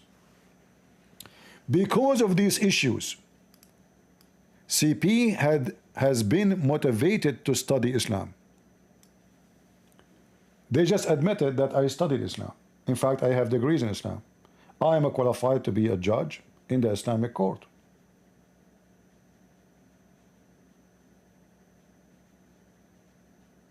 Yes, I did. My motive to study Islam is to know where the devil can be located,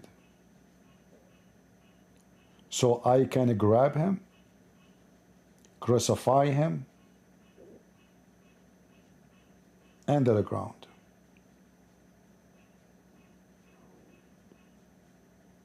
The devil is in the heart of Islam. And you just admitted that a Christian Prince, he studied Islam, not a guy talking about Islam. He does not want to become a Muslim, but he does not want to go through the pain of being excluded. He revealed that. Read carefully, they are quoting from my. When I was a child at school, I was told by my Muslim teacher during classroom that anyone who is not a Muslim is dirty. The teacher had given me his own proof.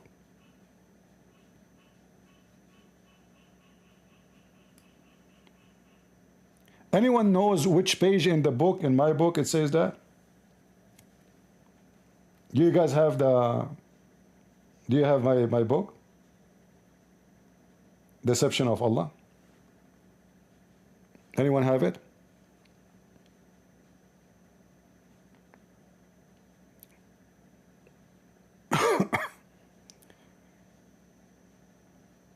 I want to show you how the Muslims cannot be trusted when they speak about someone. I've been taught in the school that Jews, they have a tail. But nobody said to me, you are najis. I've been taught in the school, yes, that the Quran teach that non-Muslims are pigs and monkeys. But nobody said to me, you are najis. This is what you said. Nobody said to me, you are unclean. Nobody dare. Nobody dare to say such a thing to me. You Muslims are a bunch of liars.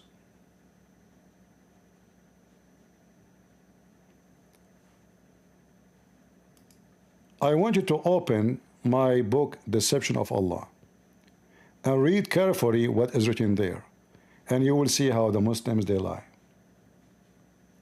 A bunch of liars. However, let us assume that what I am saying in my book, meaning that somebody says to me, you are a pig.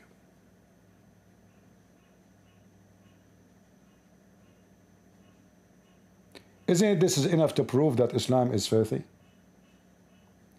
Are you defending Islam or you are defending me?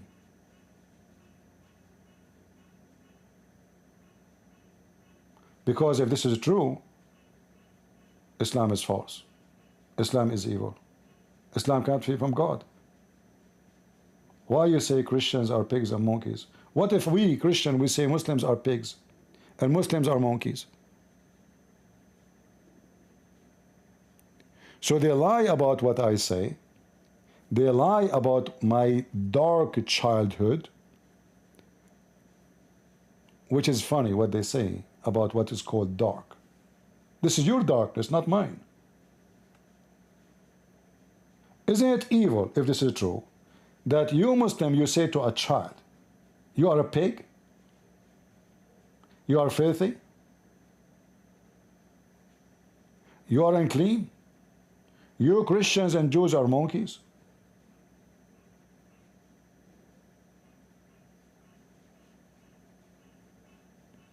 Who is the monkey? You monkeys making a study proving to us that Muslims, when they speak like monkeys and they got themselves busted. CP explained that his effort to get to the stage where not without due process, instead he went painstakingly through serious learning process.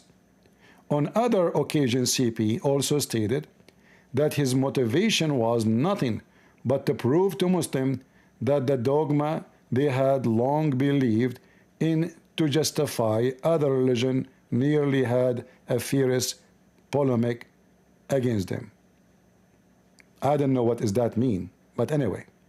Nevertheless, CP is more widely known through YouTube channel that activity spread its propaganda, and even its videos recording have been disseminated through various YouTube channels, especially in Indonesia. The cross-theological debate on YouTube. The cross-theological debate sparked hatred controversy in the early years of Islam. Let us skip this part to go where they are talking about me. All right.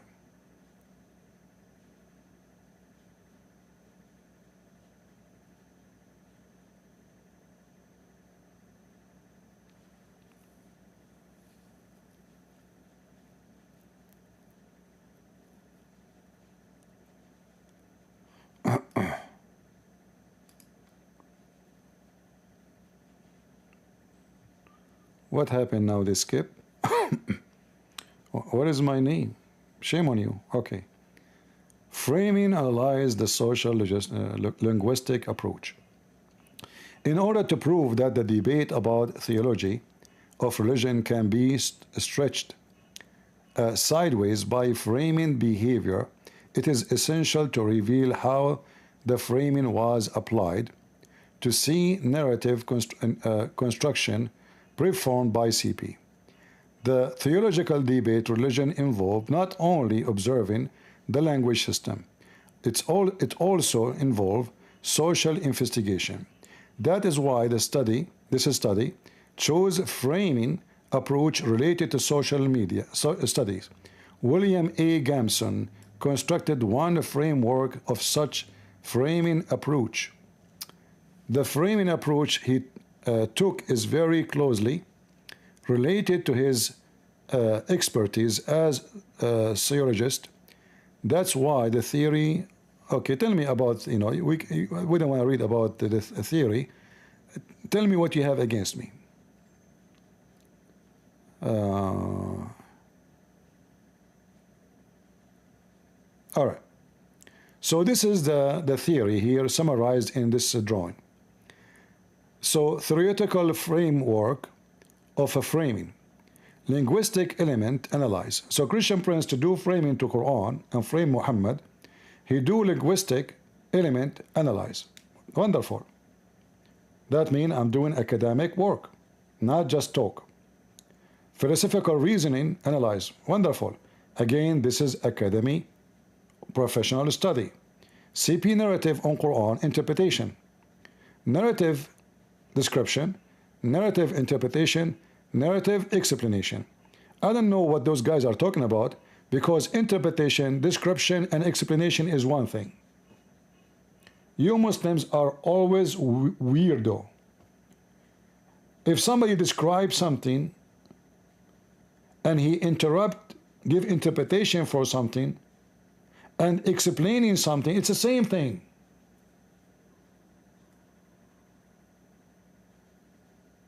Stupid. They are not the three. The purpose of a framing, fairness or a truth, flaming.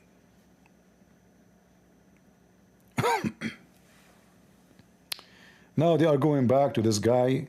Gamson began applying the framing approach, first investigating the central idea of additional meaning of a series of end narrative producer want a channel blah blah blah blah. Okay, then he go down. All right. So Gamson theoretical framework of a framing is used to understand the interpretation of the Quran text that follow the CP narrative. You know, I like it when the Muslim says that CP give interpretation for the Quran. So when I show what Muhammad said, it is CP giving interpretation to the Quran.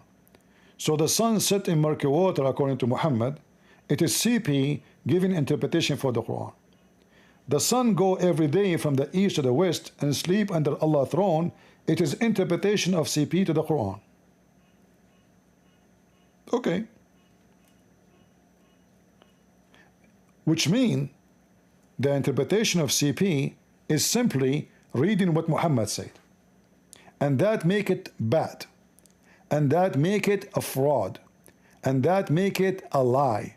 Because you know that Muhammad is a liar. Is it me who is saying the sun goes every day and move from point A to point B, from the morning to sunset, and then ask permission to come back, and Allah will allow it to come back from the east?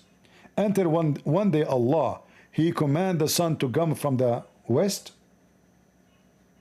Is that the interpretation of the sun movement according to Muhammad or according to Christian Prince?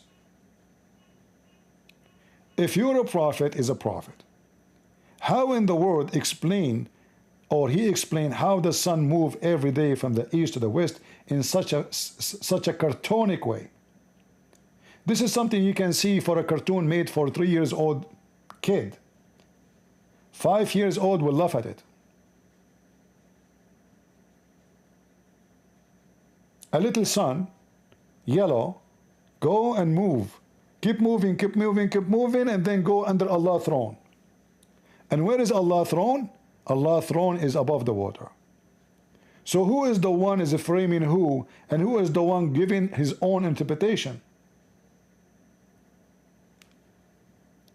And remember, even Muhammad, when he says something, he said this is what Allah meant. As an example here, chapter 36, verse number 38. Muhammad himself explained the Quran.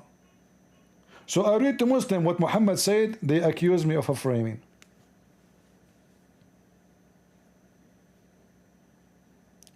Do you know where the sun goes? What goes mean? In the time of the sunset. It goes and prostrate itself under the throne. And this is what Allah meant. وَالشَّمْسُ تَجْرِي لِمُسْتَقَرٍ لَهَا. However, by the way, if you go and read the reading of the Quran, you will find that the Quran of Ibn Mas'ud do not agree with the Quran of Hafs. In case you do not know what I'm saying, in the Quran of Ibn Mas'ud, the sun, the verse says, the sun does not run to a fixed course.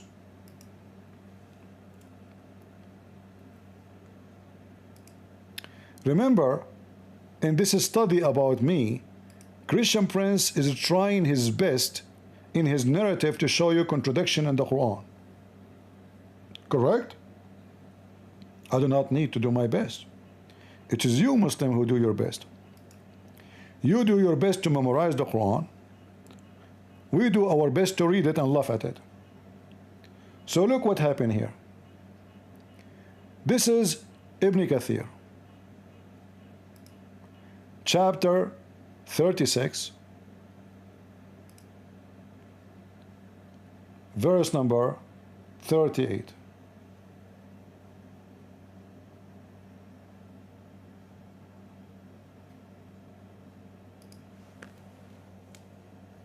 36, 38. If we read it, the Muslim will be upset. Why? It's very embarrassing.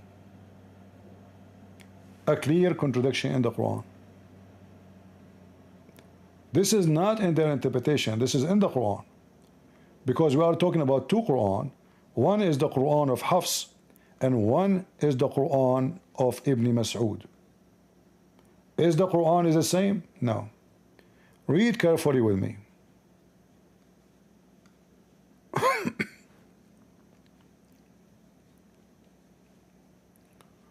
Where is the verse? لِمُسْتَقَرٍ لَهَا.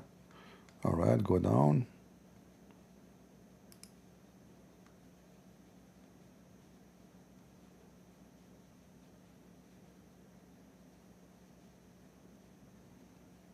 Did we skip it? Here, Ibn Kathir is quoting Muhammad hadith about the sun moving from point A to point B. Read carefully.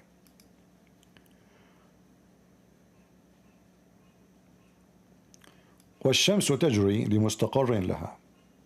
And the sun runs to its fixed course. Okay, it's clear. The sun runs to a fixed course. No problem. We go down a little bit. We found that Ibn Mas'ud Quran say the opposite. The sun does not run to a fixed course. وَالشَّمْسُ تَجْرِي لَا مُسْتَقَرَّ لَهَا.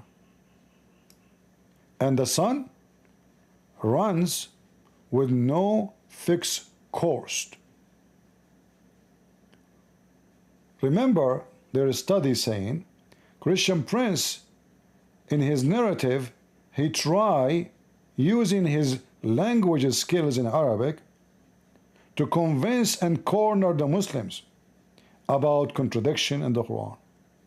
So now if we ask those Abduls and everybody in that university and everybody in Indonesia, do the sun runs to a fixed course or the sun does not run to a fixed course? Which one we should take? Huh? This is not interpretation. This is not Christian Prince interpretation. This is a clear contradiction. It cannot be both. Either the sun runs to a fixed course or the sun does not run to a fixed course. Which one? This is in the Quran of Ibn Mas'ud and the Quran of Ibn Abbas. They recite the ayah as the following: وَالشَّمْسُ تَجْرِي لَا مُسْتَقَرَّ لَهَا. And the sun runs with no fixed course. With no fixed course. There is no fixed course. In the Quran is used by the majority of the Muslims, which is Quran of Hafs. Hafs, the one is accused to be a fraud and a liar. Same as his father, stepfather, Asim. It says, and the sun run to a fixed course. So, is that a clear contradiction in the Quran? Now, in order to solve this problem, we have to find out which one of those are a lie. Either we say Ibn Mas'ud verse is a fraud and Hafs Quran is true. But Hafs came more than 200 years after Muhammad. How Ibn Mas'ud Quran can be wrong?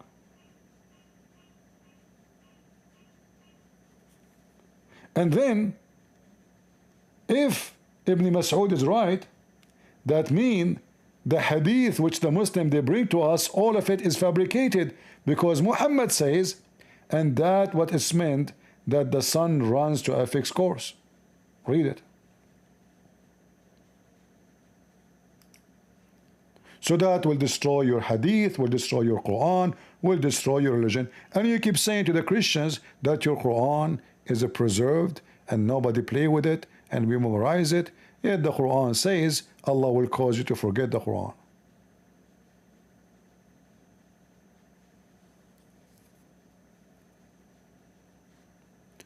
What a stupid cult.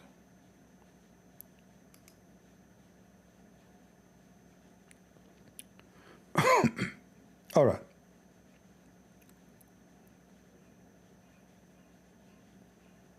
So the framework of a framing is used to understand the interpretation of the Quran text that follows CP narrative. Research method. The research employed qualitative data based on the content and thematic analyze approaches. The data were analyzed to find the framing process that CP take when constructing its narrative to highlight the authenticity of the Quran text. The data used were CP videos that have been uploaded in YouTube page. It was done by first investigating the number of the videos available in YouTube.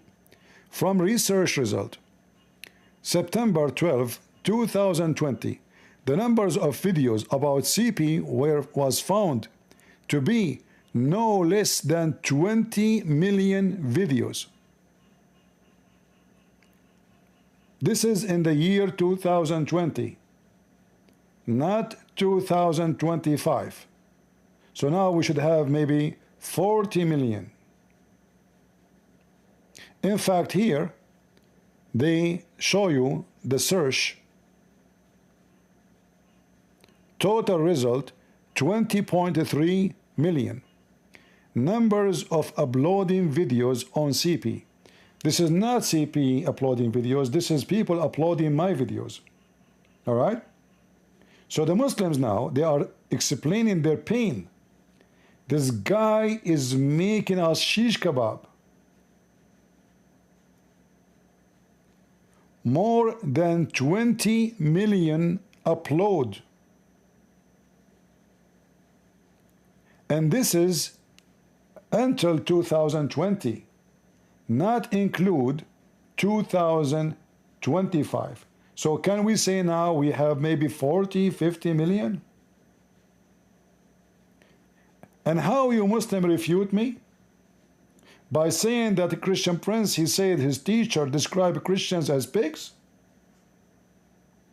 And I am framing the Quran. But yet you fail to give one example that I am framing the Quran. In the study, shouldn't you have an example? Let us see, maybe they have. Of the 20.3 million videos that have been uploaded to study, select only the top 2 videos theme from research result using keyword Christian Prince. Al-Quran. The top 2 videos are titled Ayat min mistaken dalam Al-Quran. So those are my videos are translated into Indonesian language. Misleading verses in the Quran. Al-Quran Kitab Sambarana Aktua Katara. I mean, the English I cannot read it. You want to give me, come on. Contradictive or contradictive. Okay. The Quran is perfect or contradictory. The fundamental reasons chosen is because the Quran is a holy book of Muslims that they claim perfect, whereas for CP it contained contradictions. After downloading videos, and the analyze was further analyzed using the framing approach. Alright.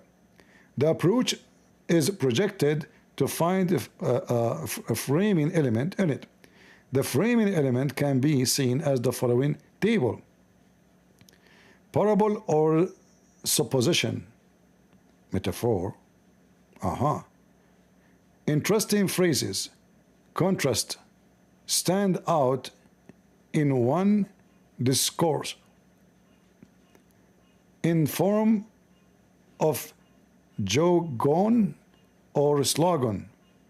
Associate a frame with an example. A description, comparison, clarifying the frame. Defocusing issues in the form of quantitative, vocabulary, lexicon, label, case, effort, analyze, basic. Okay, let's go to the, Analyzing the data, any narrative that include comment about CP respond to the Quran text description was represented as it is to figure out what the main point of the narrative of the 2 videos is. Furthermore, those narratives were interpreted to see the framing element of device. They keep saying framing element of device. Anyway, after discovering the element, the narrative continues to be explored to find reasoning devices using physiological reading analyze. Based on those 3 steps, it's used as a tool to conclude the finding. The finding were then discussed with various theoretical statements that had been expressed by previous researchers. It was done to ensure the conclusion of this study as a part of scientific discussion process. All right. Quran in CP highlight.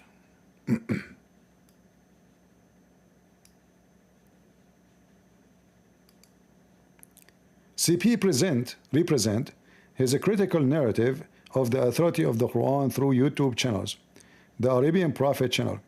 However, his study only used live streaming service without storing videos footage on his YouTube channel. Instead, the videos were distributed by various other than YouTube channels that have been recorded, even translated into Indonesian, Christian Prince Bahasa Indonesian channel. That is why CP identity is difficult to assess, because the presentation technical he present does not display his face. I can show you my butt, no problem. Still, you cannot refute me. Rather, only his voice, that the viewers can only watch the screen and show the Quran and the translation in English. CP explained the text translation contradiction through the screen. view that he commented on using English. What I should use? Which language you guys talk? The visualization of the Quran verses and its translation in English is displayed through access to website-based digital QuranWow.com. The translated version used on the website is a translation of the Quran. Muhammad Ali, also some places, CP always sometime criticize the translation. I use all translation, Muslims. All your translation is a fraud. Not a single Muslim translation is true. In addition to representing his criticism of the Quran through his descriptions, CP has also several videos openly challenge Muslims to participate in dialogue or argue with him.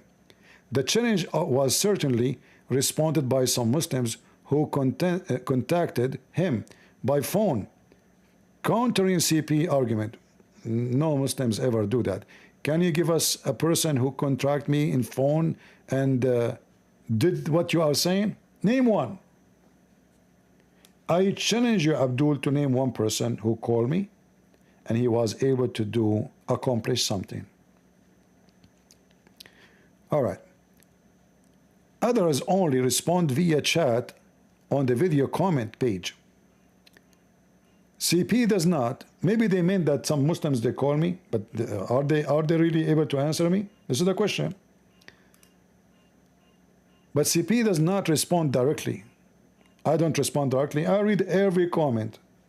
I answer every comment, and when a Muslim, he criticizes me, I pin his comment to the top of my comment in my page. I pin your comment. I don't delete it. He only offend them in other video exposure. So I respond to their comment. Are you stupid? So I make a video about the comment.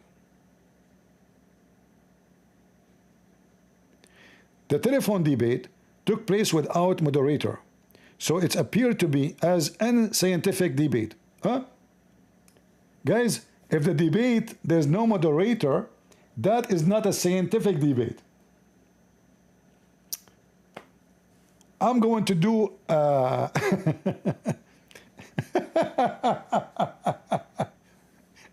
how in the world?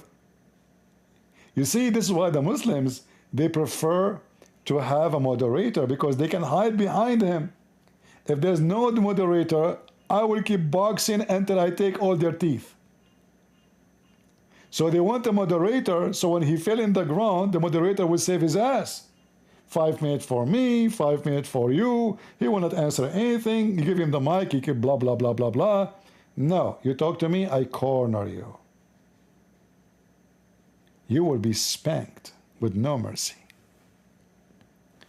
Some of the debates ended in mutual defame, while others ended with CP success in influencing its debate. I challenge you to show me one debate the Muslim, they were successful when they debated me. Give me just one. It's a challenge for all the Abdul. And listen, Indonesian Muslims, instead of this garbage,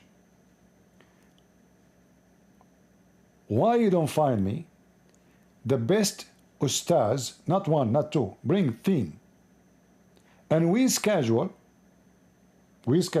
a debate. And you know what? I will accept a moderator.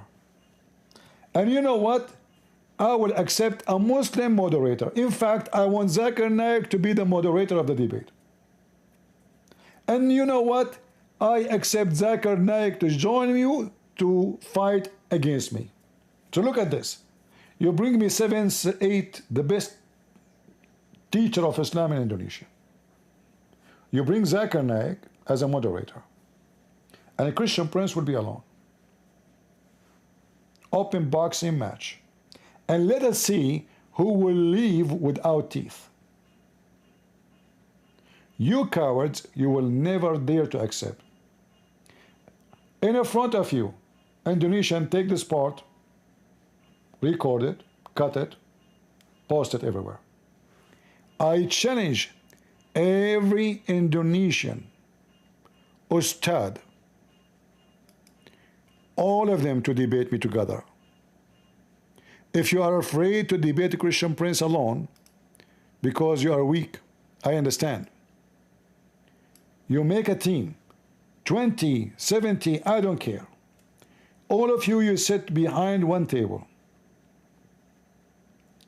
I will be in the other side of the table, alone. Who dare to debate me? None. Why? Do you think I will frame you? Are you a bunch of kids? Are you afraid that you are kids and you are speaking to a mature person? In fact, I want to ask the Indonesians, instead of making papers and study about Christian princes slandering me, isn't it better to call me and slander me live on air? Isn't it better to corner me? Why you don't do it? Busy making halal marriage? 7 kilograms of makeup in the face of the wife? Just to make her look so white? Where is your scholars? They have a beard of a goat? And they are afraid to meet the lion?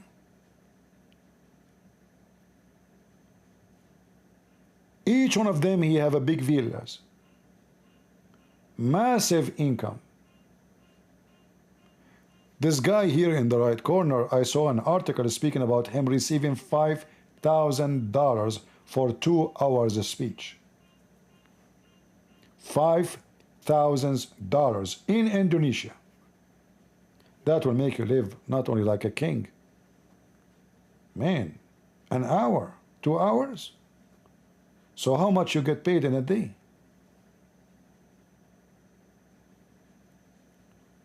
They are good to take your money, but they cannot defend Islam.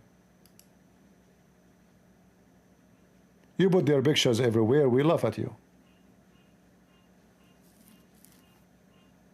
So be my witness. Christian Prince, who has millions of Indonesians who follow and learn from him about the garbage of Muhammad, challenging those false teachers. I accuse you to be fraud. I accuse you that you don't have a single knowledge about Islam. This is why you avoid talking to me. And listen carefully. If the excuse is that you didn't speak English, you claim that you are ustaz. We can debate in Arabic. Don't tell me that you are an ustad in Islam, but you do not know Arabic. That will be embarrassing. Is that correct, guys?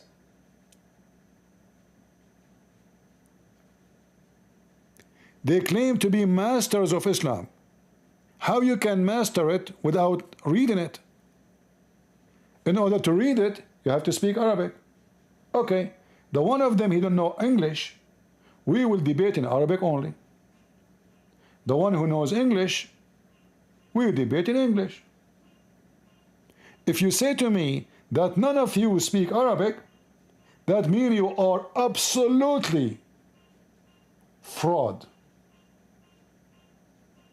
Because how you can teach about what the Quran say by reading translation? In fact, translation even by Muslims is not approved. This is why those poor Indonesians, when they pray to Allah, they have to pray in Arabic. Allah don't accept any language. Allah is an Arab. He's my cousin. That's why he stink. So where are you? Look at this guy wearing sunglasses.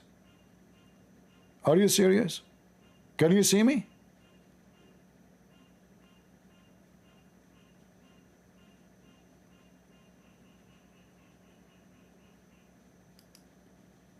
Ten ustaz?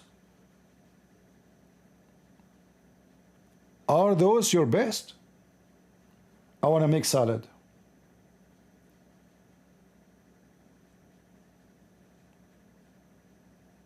I will not debate the female. She is half a brain according to Muhammad. I don't want to waste my time with half a brain.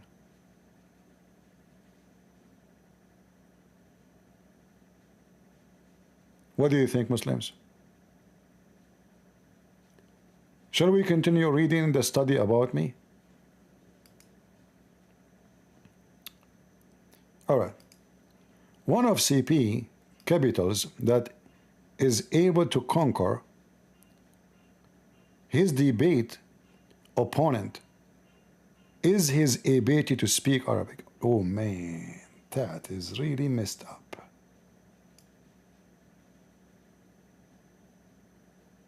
They just admitted that I conquer. I what? I do? I conquer. But hold on. Almost every time we go in Discord, we have Muslims who speak Arabic, they call me and debate me. Correct, guys? I conquer them still. No different. You speak Arabic, you don't speak Arabic, I will make you mashed potato. In fact, if you speak Arabic, it's easier for me. Way easier. Go watch the previous videos we have just in the excuse me, in the last week. You will see how many Arab they call me, and many of them they left Islam, like Iraqi, the Iraqi too, Iraqi, they left Islam. And they speak Arabic. In fact, it's not uncommon for his debate opponent is to not master in Arabic.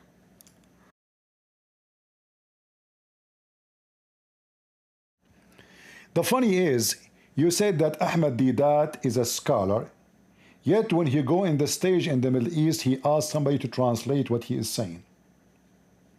You call Zakir Naik a scholar, yet none of them speak Arabic. So what you are saying to me, because I know Arabic and I am an Arab, I will conquer Zakir Naik, I will conquer Ahmad Didat, I will conquer every single Indonesian. But how you explain that I am conquering the Muslims who they speak Arabic very well?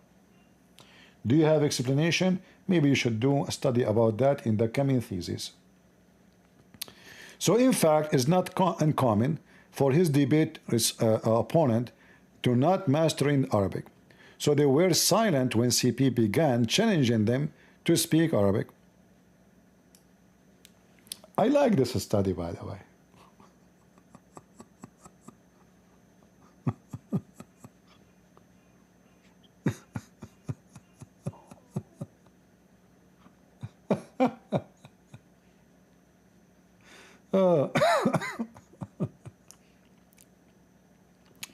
So let me guess, is that what will happen if those Indonesian ustads debated me?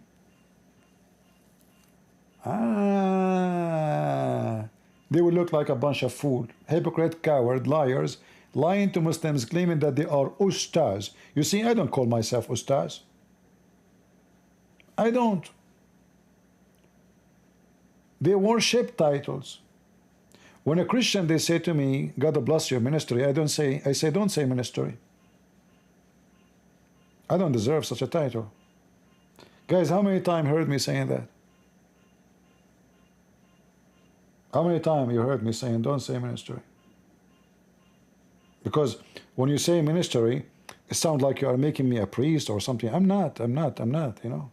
I don't claim such an honor.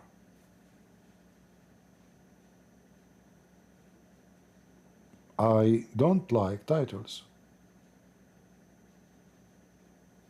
You Muslim worship titles because titles make you money, a lot of money. All of those are millionaires.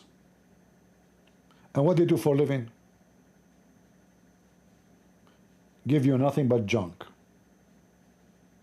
No knowledge, speeches, just to satisfy your spiritual need, when the fact Islam is not even a spiritual religion.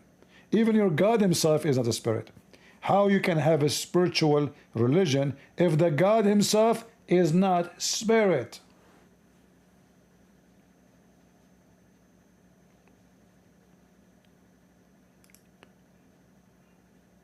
So I challenge Muslims to speak Arabic. They lie to me. They say they knew. They speak Arabic. The second I challenge them, in fact, when I challenge them, I don't challenge them because they are honest. They say I don't know Arabic. If somebody he says I am not an Arab, I don't challenge him to read Arabic, right? I challenge only when somebody argue about Arabic, claiming that he knew Arabic. So I challenge him to speak to me in Arabic or read Arabic to get him busted, not to silence him. Because either he is saying the truth and he knows Arabic, or he's a liar. So I never challenge someone to read Arabic if he said to me, I'm not an Arab. I mean, that would be stupid. If the guy, he just said to you, I do not know Arabic, why am I challenging to read Arabic? Of course, his ability was gained through his persistence in studying Islam seriously. So now, look what they are doing. They just admitted that I did a real serious study about the garbage of Muhammad. However, when carefully observed from CP exposure, it's found that the focus of the study is critical of the text of the Quran. So it is rare to find an analysis that look at the historical context. Historical context? Okay, who is a Muslim can tell me the historical context of Zulqarnain? Where he was born, where he is from, what the name of his daddy, and which year, what his name? Zulqarnain is not even a name. A Muslim, they are talking about historical context. Who is Saleh? Listen, forget about Saleh. Who is Israel? If I ask the Muslim now to open the Quran and tell me who is this guy, his name is Israel, the stupid Quran keeps saying children of Israel, children of Israel. My cousin wife, she bought a CD to teach her how to make cake. She called my cousin, she said, I need more eggs. He said, but you have 20 eggs. She said, they are finished. I need more. I'm making cake. The guy, he sent one of his employees and he got her more eggs. Another 20. He delivered. She called again after 15 minutes. I want more eggs. He said, I just gave you another 20. I told you, I'm making cake. He sent her another. He said, okay, I will send you 40 eggs. He sent her 40 eggs. She called again. I want more eggs. It turned to be that she have a CD teaching her how to make an egg, and the CD stuck. Keep saying, break an egg, break an egg, break an egg. And because my cousin wife, she is a Muslim, I'm just joking, by the way. This is not a true story. She's half a brain. She kept breaking eggs. And this is Muhammad. He keeps saying Israel, Israel, Israel, Israel, Israel, Israel, Israel, Israel. But nowhere in the Quran it says, who is this guy Israel? Who is Israel? Shouldn't you tell the audience, you donkey, who is this guy? In fact, do you remember Ahmad Didat was making fun in the debate about Jacob wrestling with the angel of God? Do you remember? The stupid Didat, he just made fun of the Quran because this is what the word Israel mean. The one who wrestled with God, the one who struggled with God. So Ahmad Didat was making fun of the Quran, and the Muslims, they say, hey, amazing, brother, amazing. Ahmed Didat was laughing at the Bible saying, your book says that Jacob, he was wrestling with God? Ha ha ha ha ha. So why the Quran copy the name, you donkey? This is what the word means. Which is a clear evidence that Muhammad the fool, he do not know what the word in Hebrew mean. He just copy names. Break an egg. Break an egg. Break an egg. And I'm breaking my eggs in the top of you. I shower you Muslims with my eggs. Look at this verse. All the food was lawful to Israel, children of Israel. Including pork? Are you sure? Except what Israel made unlawful to himself. Okay, who's Israel? There's a guy, his name is Israel. Can you tell us who is he? They will not tell us because they don't know. They have no idea. This is why we call them Abdul. Every Abdul is an ignorant until he proved the opposite. And that mission impossible. Because the second he proved the opposite, he will be an ex-Muslim. Let us continue. Break an egg. Here are 3 videos used in this study to find framing patterns by CP. Let us see the 3 videos. What is those 3 videos? 3 videos? Somebody, this is, okay.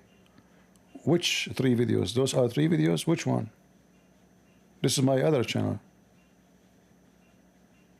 What 3 videos? Those are 3 videos? Like this one, or this one? Which one? I thought you would show me a video, idiot. What's wrong with you? Okay, we go back. Which page we were? Oh boy, we lost which page?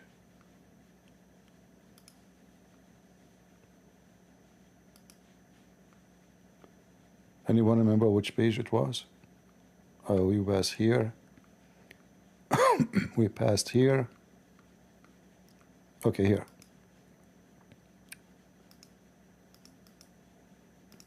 Are you guys having fun? Are we having a good time?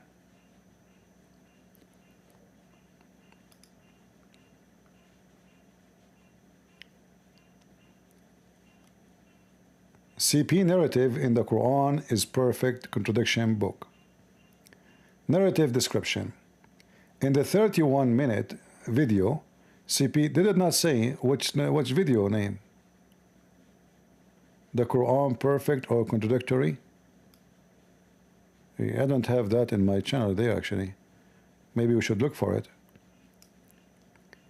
And I don't think I have even a title such as, I think maybe this is the translated title in the Indonesian.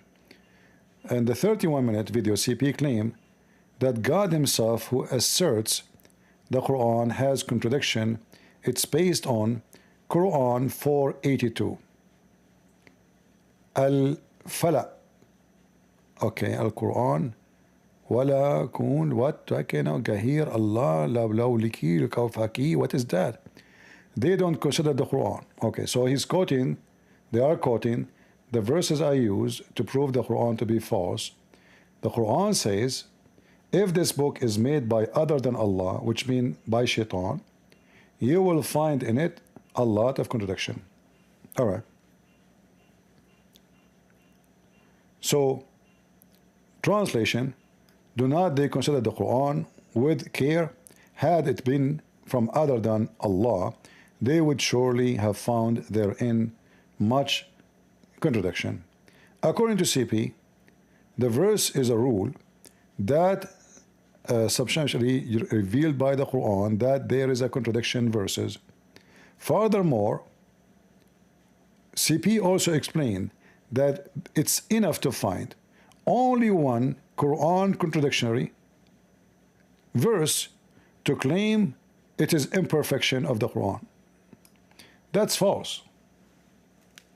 One verse will not prove the imperfection, will prove what the Quran says, that this is made by other than Allah. Do you see how stupid they are? Your God said, you just quote the verse, if this Quran made by other than Allah, which means it's a fabrication, you will find a contradiction. So the Quran making a challenge in chapter 4 verse 82, if you find a contradiction, the whole Quran is invalid, not imperfect. There's a huge difference. The Quran said the rule. Contradiction is not from God. And as long there's too many contradictions, I mean, I cannot even count how many. The Quran itself proved to us that the Quran cannot be the book of God. So I'm very thankful actually that Muhammad, he made this verse. This foolish, he got himself busted.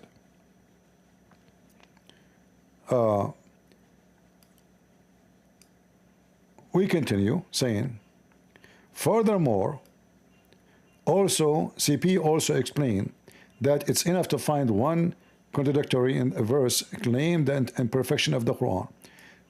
To prove this claim that the Quran is a series of contradictory editorial, CP proposed the term Islam in the Quran, which is considered a religion for the whole universe. Investigation start at Quran chapter 13 verse number 37. Thus we have revealed it to be the judgment of the authority in Arabic.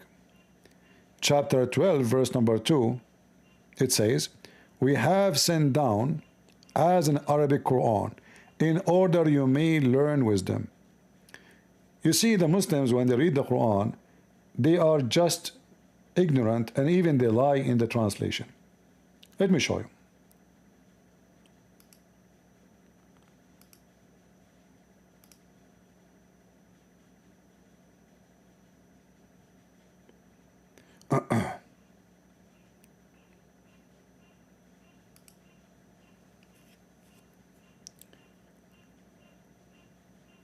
Taqilun does not mean learn wisdom. Taqilun mean so you might understand. See how the Muslims, they don't even know how to present their book. There's a huge difference between learning wisdom and understand. Understand, in the same time you receive knowledge. Aql mean mind, brain, understanding. Let's go back.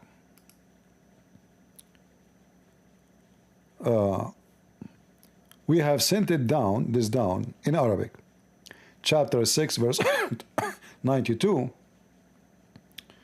And this book which we have sent down, bringing blessing and confirming the revelation which came before it, that thou mayst warn the mother of the cities and all around her. We will go to that verse. CP articulate that the verse legitimizing the Quran applies only to Arabic-speaking communities. The verse, according to CP, contradicts the verse 21:107, which it says, we send not but mercy for all the creatures. CP attempt to speculate that if the Quran is based down to humankind universally, then why it should be restricted only to Arabic? In fact, of many millions of Muslims who lived in today's world, only small number can understand and use Arabic well. In response to the argument, one Muslim respond to CP, statement on a video, comment page by stating, Islam was sent to the Arab first. That way, but it is for everyone. In response to the comment, CP noted that the argument seemed funny and stupid. CP quoted chapter 6, verse number 92, to claim that the Quran was revealed warning to the people of Mecca, and it is surrounding only. CP explained that Mecca was just a small village. So how could Mecca be transformed into international city? Maybe because Mecca has become Las Vegas or a business center for Muslims. Therefore, CP assert that it makes no sense from the small town. It's then understood to have represented the entire region of the world universally.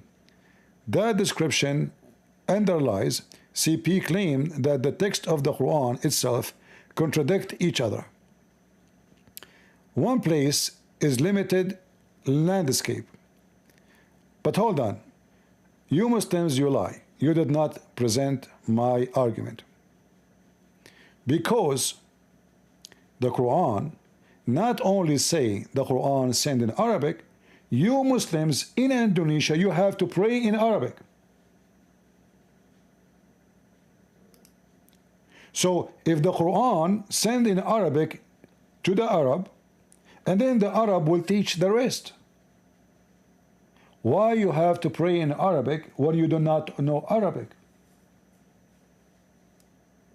Because Quran confirm it was sent to the Arab. And not only that, you are not being honest because I show more important verses, not the one you said. The Quran said, Allah never sent any messenger to any people except in their tongue. Never. And this is in the time of Muhammad, given to Muhammad. So you cannot say Muhammad not included.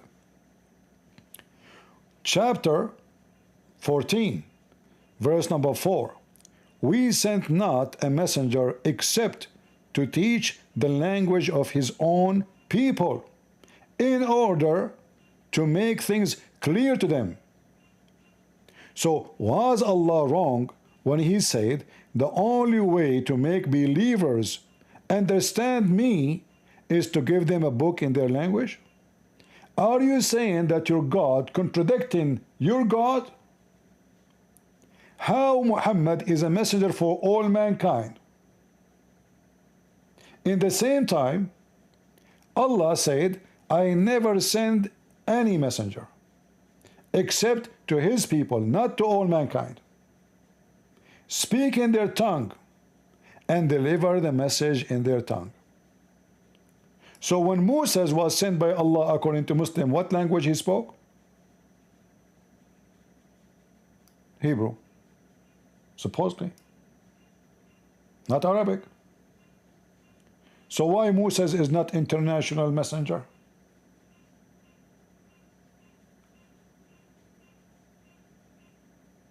How come? Here you see the hypocrisy of the Abdul. So the Quran gives us a clear contradiction of the mission of Islam. If Islam is a mission for all mankind, then Allah should not say, Aka Muhammad, this Muhammad making this, not Allah. Allah doesn't exist. So Muhammad saying, Allah never sent a messenger except to speak in the tongue of his people so they can understand, which means if the book in different language, they will not understand. And guess what? Even the Arab cannot understand the Quran. So this is another super contradiction. How now Allah saying he made it in Arabic for the Arab like me, and yet the Arab cannot understand the Quran. Look what Allah said in the Quran. In the same Quran says, nobody understands the Quran. Save Allah.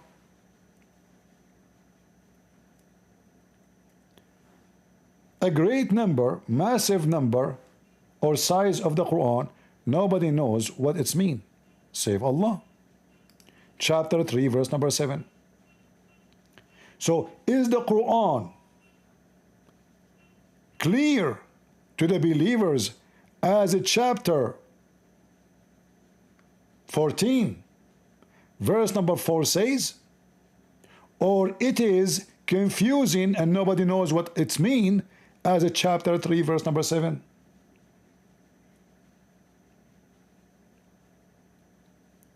It says nobody knows. No one knows what they mean save Allah. No one. So the clear Arabic Quran is not clear. I mean, you see, you Muslims, you chosen verses, I get you busted from your own verses.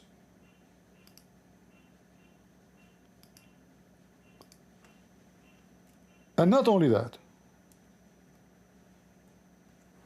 the Quran claim that the Quran explained in details.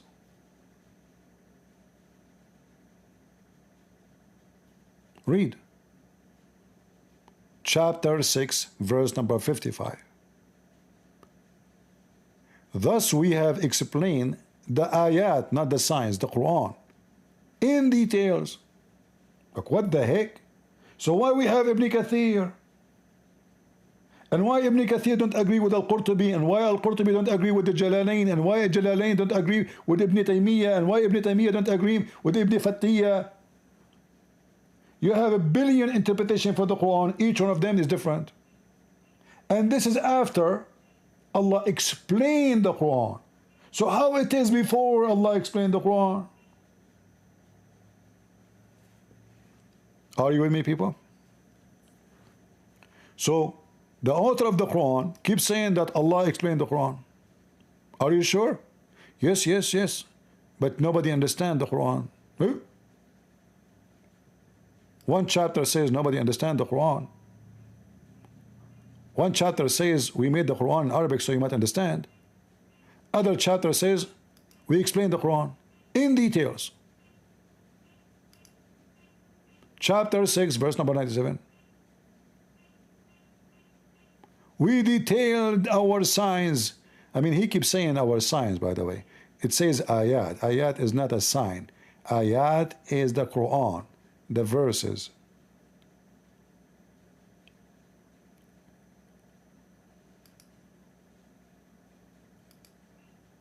This Yusuf Ali is a potato like the rest of them.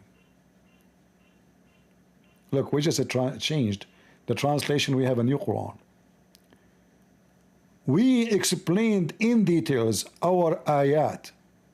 Between two brackets, proofs, evidence, verses, lessons, signs, revelation. Allah explained that. I want to see it where? Hey Muslim, where we can find the explanation for the Quran? I mean, do you see the stupidity?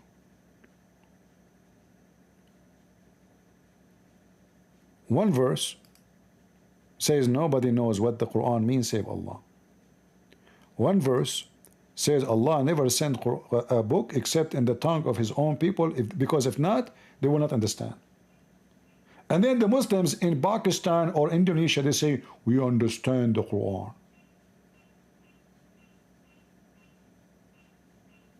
But your Quran says, in order to know what I meant, it have to be your native language. You see, I learn English still. There's many words I do not know. It's impossible to know the language very well. There's no way you will know it the same as a native person. As you see, I have difficulty to read some words. But that will not be the case for me in Arabic. So always, a person who is native is not the same as someone is not. So if the native cannot understand the Quran,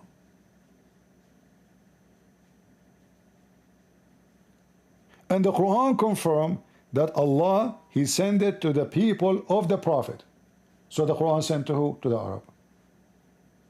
Only. And the Quran mentioned the book was sent to warn Mecca and what is around it. Small, tiny village. And look what happened. Not only the stupid Muhammad, he could not even maintain what he say. He asked Allah to send him 7 Quran. Why? Because even the Arab in Mecca, they could not understand 1 Quran. Can you believe it? The Arab in Mecca, they need 7 Quran. And then Zakir Naik will say to us, 1 Quran is enough. So Muhammad lied. All of this is authentic. Muhammad told his God, oh please Allah, I seek forgiveness. My people are not capable of doing it. Doing what? Following Islam by 1 Quran. All of this is sahih, as you see. So Allah sent him the first Quran. Muhammad complained, nobody can, my people cannot handle it. So he asked Allah to send him more Quran. He sent him 2nd Quran. Muhammad complained. He said, my people are stupid. Those are Arab. Are you idiot? Don't you know the Arab are so slow?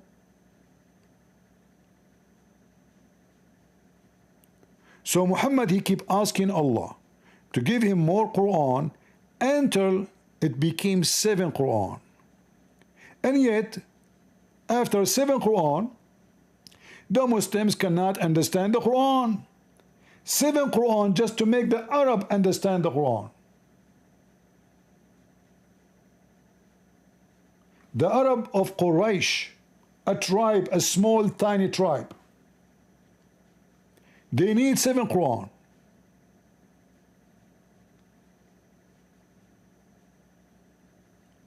And then the Muslims, everyone starts reciting Quran different way.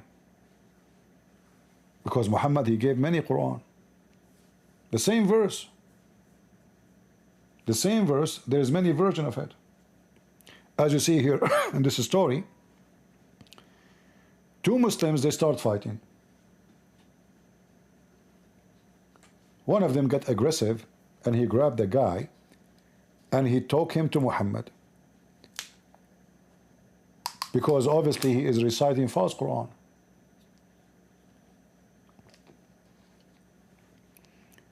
So when he heard him saying the Quran in wrong way, he brought him to the Prophet. And they say to, O Messenger of Allah, you taught me the surah of Al-Quran, but I heard this man reciting it in a way that you did not teach us. The Messenger of Allah said, okay, recite it, Hisham. So he recited as it had recited before. The Messenger of Allah said, oh, it was revealed like this. Then he said, okay, Omar, recite it. Omar, he recited the Quran. Muhammad, he said to him, okay, it was revealed like this. Then the Messenger of Allah said, the Quran was revealed to be recited in 7 different ways. And this is not about recitation, by the way. This is about different words. Like as an example we showed you, Ibn Mas'ud says, the sun does not run to a course. Hafs Quran say, the sun runs to a course. Seven. And yet the Abdul in Arabia, they cannot handle the Quran. Because it's so stupid. It's like listening to Joe Biden making a speech. I mean, what this guy is talking about? I just saw a video of him claiming that he was exist in the time of at the time the Mongol attacked Europe in the 18th centuries. And he met with the 20,000 fighters, Mongol fighters, and they gave him the arrow to shoot. Joe Biden, make the Quran.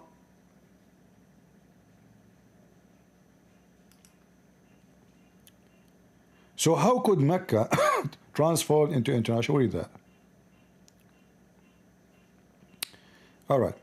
CP claim that the text in the Quran itself contradicts each other.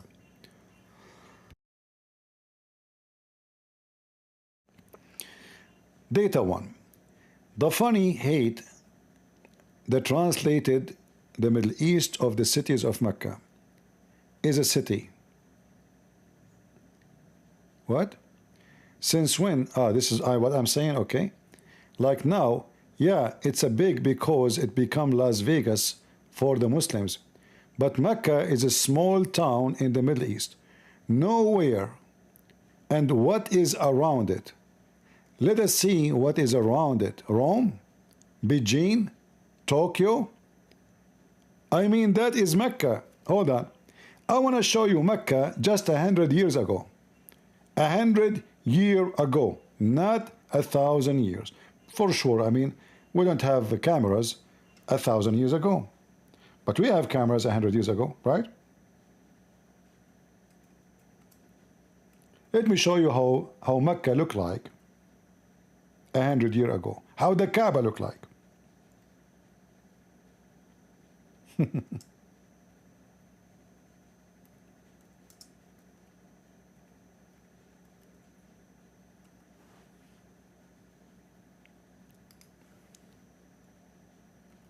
Are you ready, Abdul?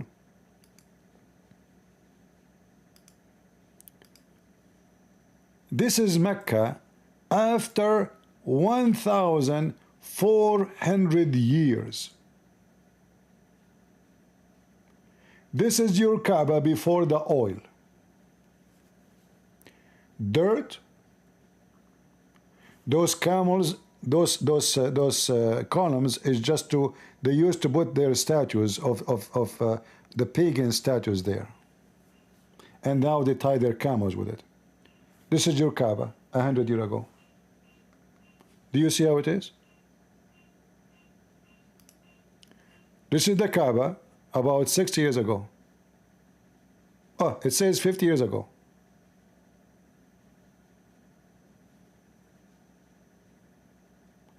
This is after the oil start coming like rain. This is your Kaaba. This is Mecca. Look at this. Few houses.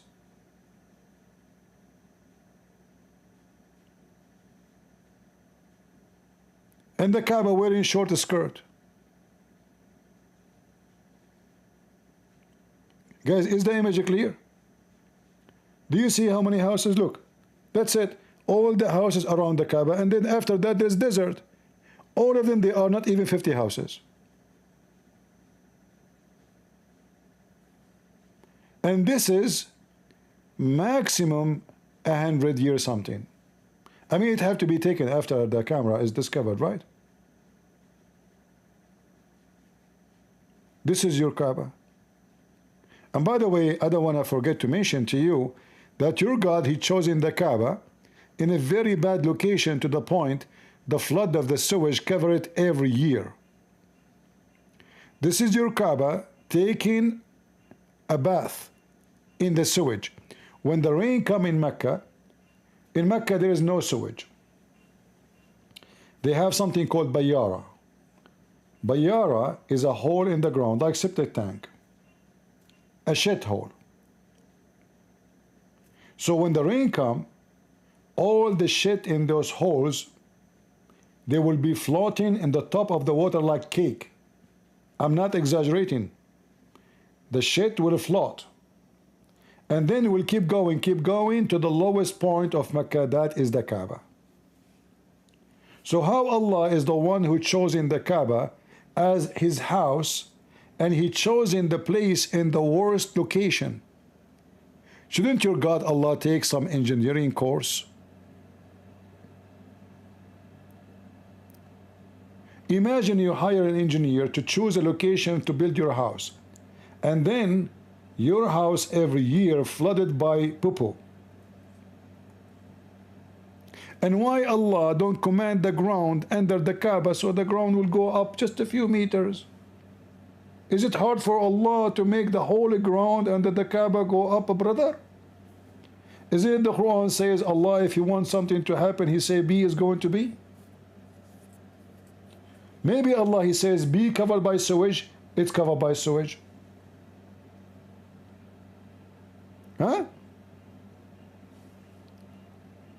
You are making a study about me, Muslims? Okay. I will make you pay. I want more studies, more serious, come on. Data 2. Let me show you something which Muslims, they will bite their tongues hoping they can take this verse from the Quran. That is very funny because it did not say here we send it to the Arab first and then forever. Is that the answer? But you know it says we send it to the Arab and around it. That said, this is we send it to you as a warner for those, and here we see the first contradiction. Data 4. This is Quran. It's stupid. I agree, because this is a clear contradiction. And here they are posting a video in the minute 6 hours 6 minute 6 minute and 13. Let us see the video. But if I click at the link, will take me out of the. Hold on. Maybe we can copy it without going there. No. Okay. Open the link. Copy link address. Okay.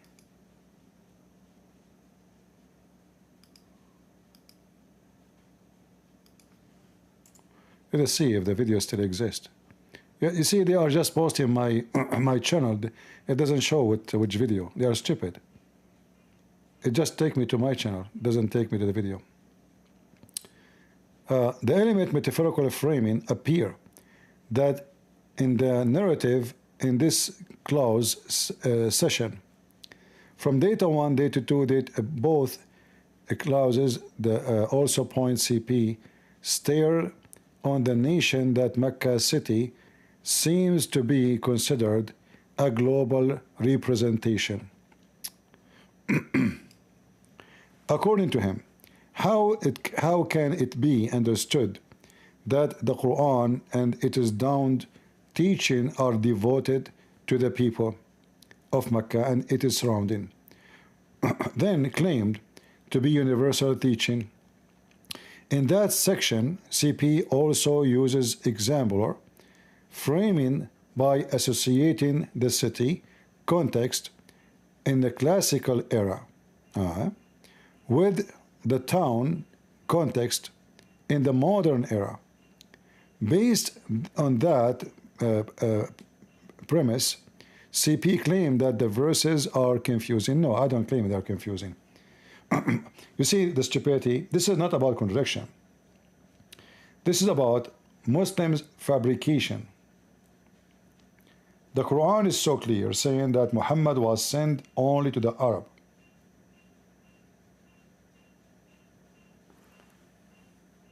When the Quran speaks about Muhammad, that he is a mercy for mankind, what is the word used there? Al-Alameen or Al-Alamain, which mean human and genie.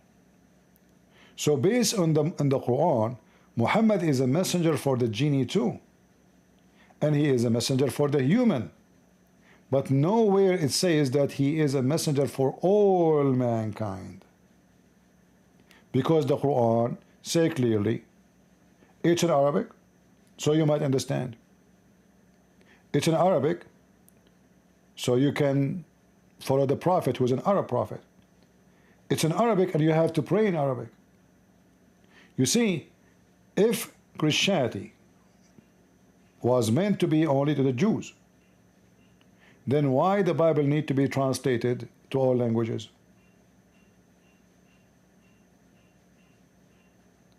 Why the Bible itself in original was written in many languages?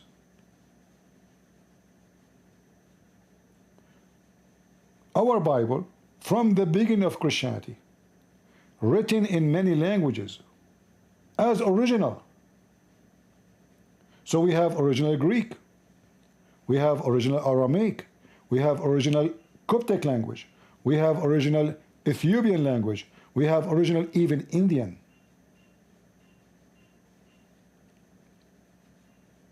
It is not a translation. The Word of God originally was written in many languages.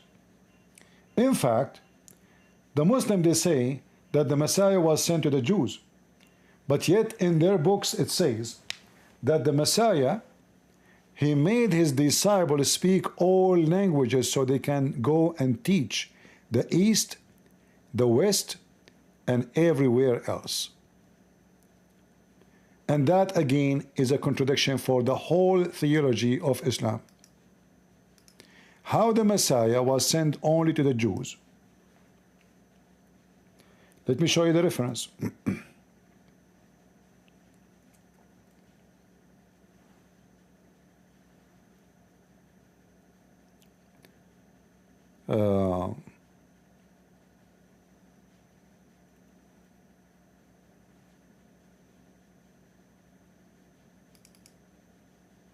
All right.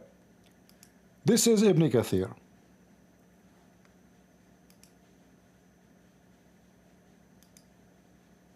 And this is the Kaaba flooded by sewage. The book of Al-Bidayah and Al-Nihaya, Ibn Kathir, volume number 2, page 119. The Beginning and the End, Ibn Kathir, volume 2, page 119. By the way, they might say to you, this is Shia website. Who cares? This is Ibn Kathir. It's a Sunni. This is the book published in a Shia library. We can read the book from different place. So if we go down here, sorry guys, my throat is hurting.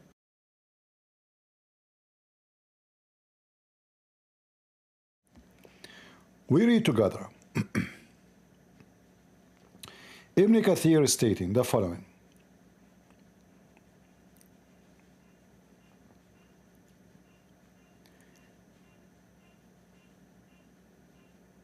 That the Messenger of Allah said. Who said that?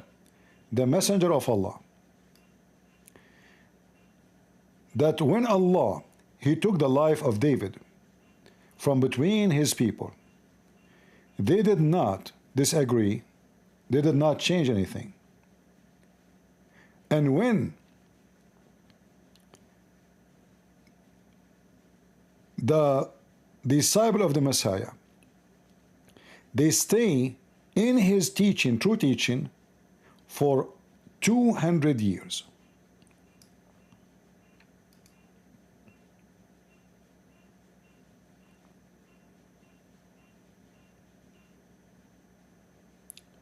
They did not change anything in the teaching of Christ for 200 years.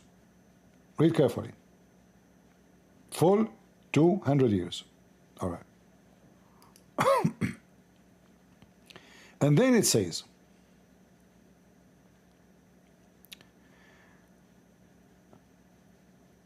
in the Sahih of Ibn Hayyan, in the authentic book of Ibn Hayyan, and mentioned by Ibn Jurayr, from Ibn Ishaq, that Isa, which means Jesus, peace on him, before he went up to heaven, he commanded the disciples to call the mankind to worship Allah alone, with no partner, and he commanded each one of them to go to a group of the people in one of the territory of Asham. Asham means Syria, Jordan, Israel, and part of Iraq today, and the east and the west. Let me translate that part.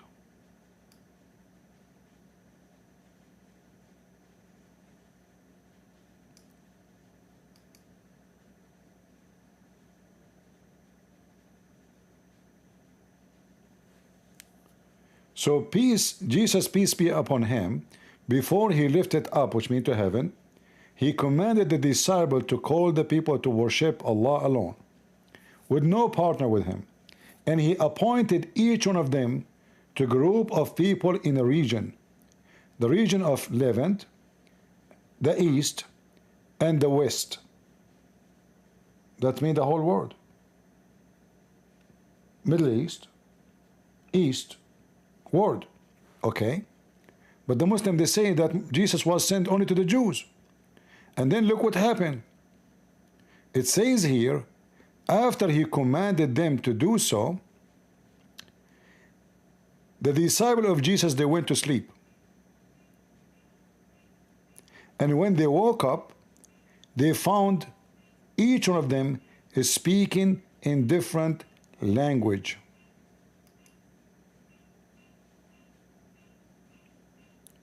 They mentioned that each one of them spoke language of those whom Christ had sent him to teach.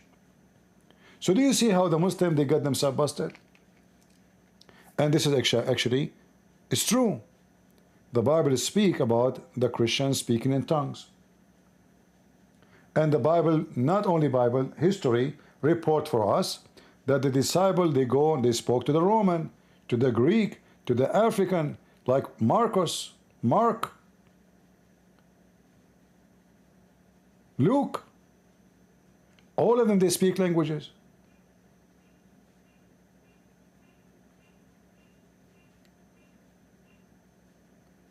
One of the ancient churches is the Egyptian church. This is why the Egyptian church is called the Al-Kuraz al-Marqusiyya, the discipline or the disciple of Marcos, the missionary of Marcos, Mark. What the languages people speak there? Aramaic? No. Arabic? No. The ancient Egyptian Coptic. Those are the real people of Egypt, not those Arab Muslims occupying Egypt. So here you see that the Messiah was sent to all mankind. Muhammad in his book cannot be sent to anybody. And you know, I find it very funny that the Muslims are talking about if Muhammad sent to mankind or not, when the Quran is full of garbage. Easy to prove Muhammad can't be a prophet anyway.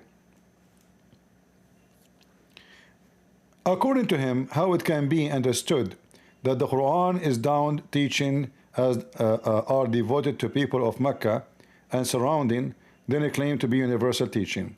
In this section, CP also exemplar framing the ethnicity context classical. I think we did read this already. CP assess how it's possible to unite two narratives that in hand, the Quran mentioned the Prophet sent to all nature, but the other one, Quran claimed teaching applied to certain group and landscape, Arabic. What do you need to ask yourself, Muslims, why you pray in Arabic if this is true? Why you are not allowed to pray to Allah in your language? Why you have to do it in Arabic? Because simply, it is an Arabic book. A translation is not approved, for it was to the Arab and have to stay to the Arab. So your stupid behavior prove you wrong. I mean, you Indonesian Muslims are so stupid to the point you were praying to Somalia for more than 1,000 years instead of Mecca. And then the American, they told you that you are wrong. The direction is not there. You are praying to Libya, to Somalia. 1,000 years. And you are praying to wrong direction. The evidence enclosed from data 3. Thus, according to CP, it's difficult for logic to unite the two narratives. In the end, CP assert by using the framing deception element to refer to the Quran as a stupid book. Well, you know what? Let us see if I have to use deception to frame the Quran as stupid. Let us read this verse together.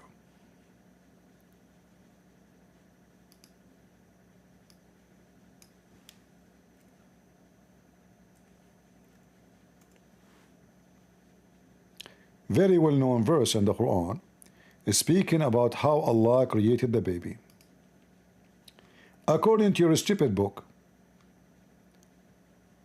the semen become a dead blood, and then the dead blood became a lump, and then the lump become a bone, and then the bone closed by flesh.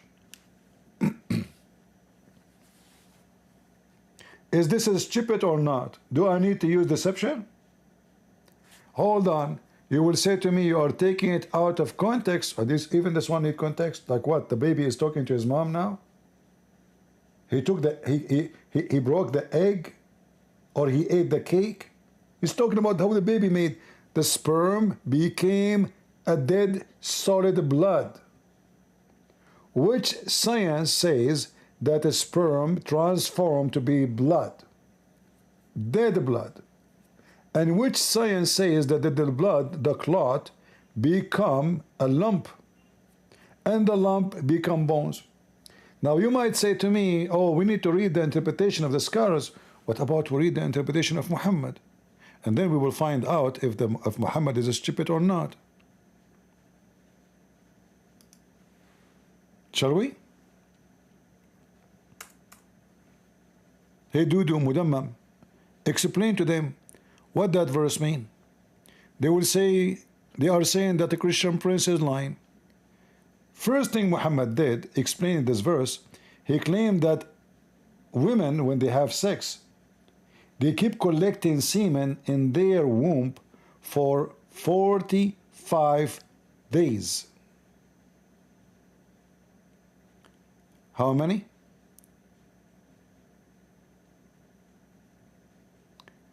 40 or 45 nights.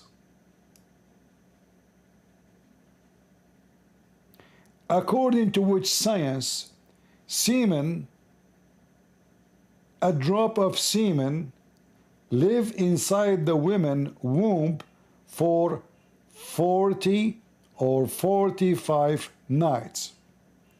If we search in Google,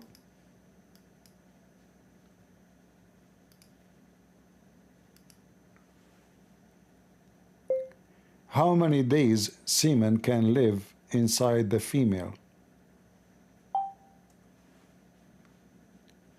Let us see Prophet Google, peace be upon him, versus Prophet Muhammad, peace be upon him.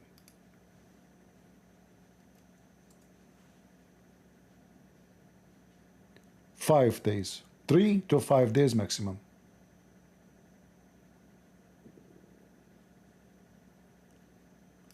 How many days Muhammad he added? According to Muhammad, 45 days. According to Muhammad, the last thing Allah he do decide if it's male or female. Science proved that that's not true. From the first second, the semen decide if it's male or female. From the first second, not at the end. And then Muhammad, he even explained more. This is Muhammad talking, and this is Al-Bukhari, and this is Muslim. Don't say it's a fake. Don't say it's not true. Don't say it's fabricated. It doesn't work this way, Abdul. We will get you busted. All of this is authentic. Al-Bukhari, Muslim. Read carefully and die laughing at the stupidity of your Quran. Now don't tell me I am explaining the Quran as I wish, out of context. This is your Prophet explained the Quran. Muhammad swear by Allah that the creation of each one of you is brought together in his mother womb for 40 days in the form of nutfa, a semen drop, and then become a alaqa, a clot of blood, for like period. So now you are a clot of blood for 40 days. So you are 40 days as a semen, 40 days as a clot, and then mudgha for the same 40 days. The total until now is 120 days. And then Allah will send an angel. Now the baby became full. The baby is full in 120 days. And then Allah will write the destiny for this baby and will decide if he is a male or female. So, is the Quran stupid or it is not stupid? I can show you 100 examples of the Quran proving it to be stupid. As an example, chapter 13, verse 13. The thunder, according to the Quran, is literally an angel.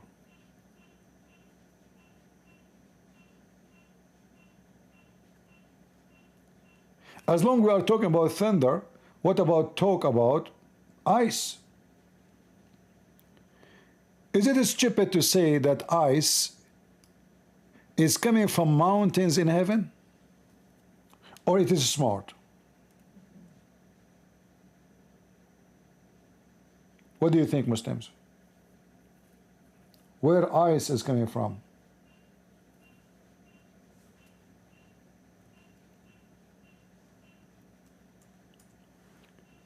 Let us show you the deception you Muslims do.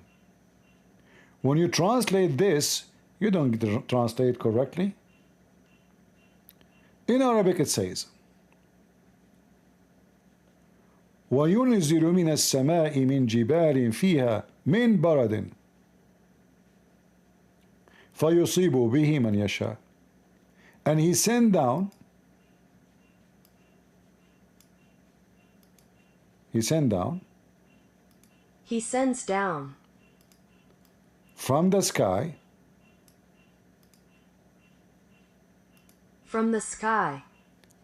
from mountains, which mean mountains in the sky,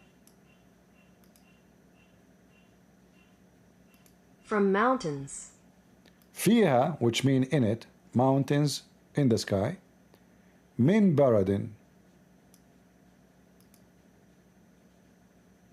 Translation here is coming wrong. Barad mean ice, not righteousness. Maybe I did not highlight correctly. Hold on, let's try. I did not highlight the whole word. Okay, now let's try. Ice, not cold. It is cold. So Allah, He sent from the sky, from mountains in it, ice. And what He do with that ice, He hit whoever He wish. And He sends down from the sky, from mountains within which is hail. So do I need to do deception to prove the Quran to be stupid? It is you Muslims who deceive and lie in the translation. If we go and read the translation, we find a very different story. It doesn't say that in the story. Look what the Muslim they do. In the Quran doesn't say a cloud. It says it's sent down from the sky from mountains in it. Hail. What the Muslim they do? Mountain mass of a cloud. Where it says that?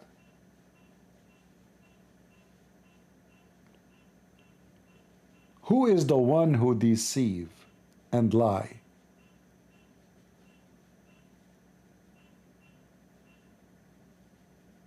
All the Quran is stupid.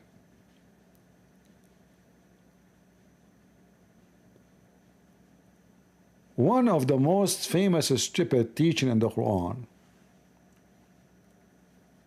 is the story of Gog and Magog.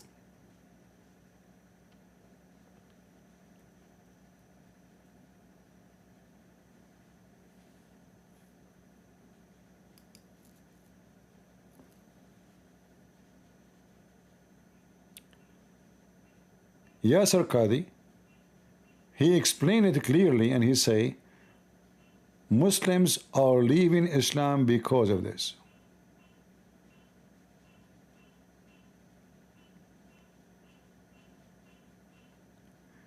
Yasir Qadi make it clear. Who in the world wanna believe in such a story? This is your sheikh.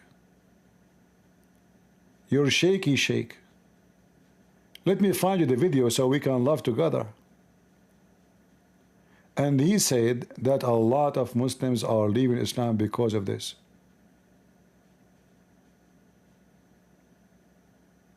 Give me a minute, I'm looking for the video.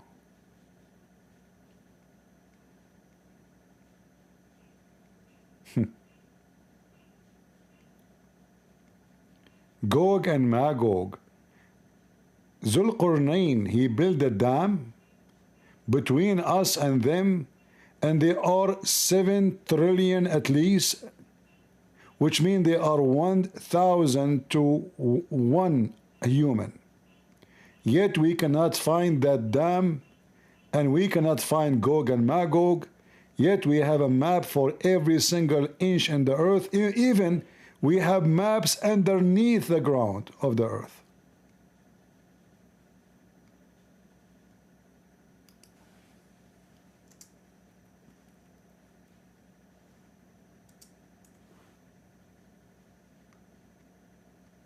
Where is the, maybe this one, let us see.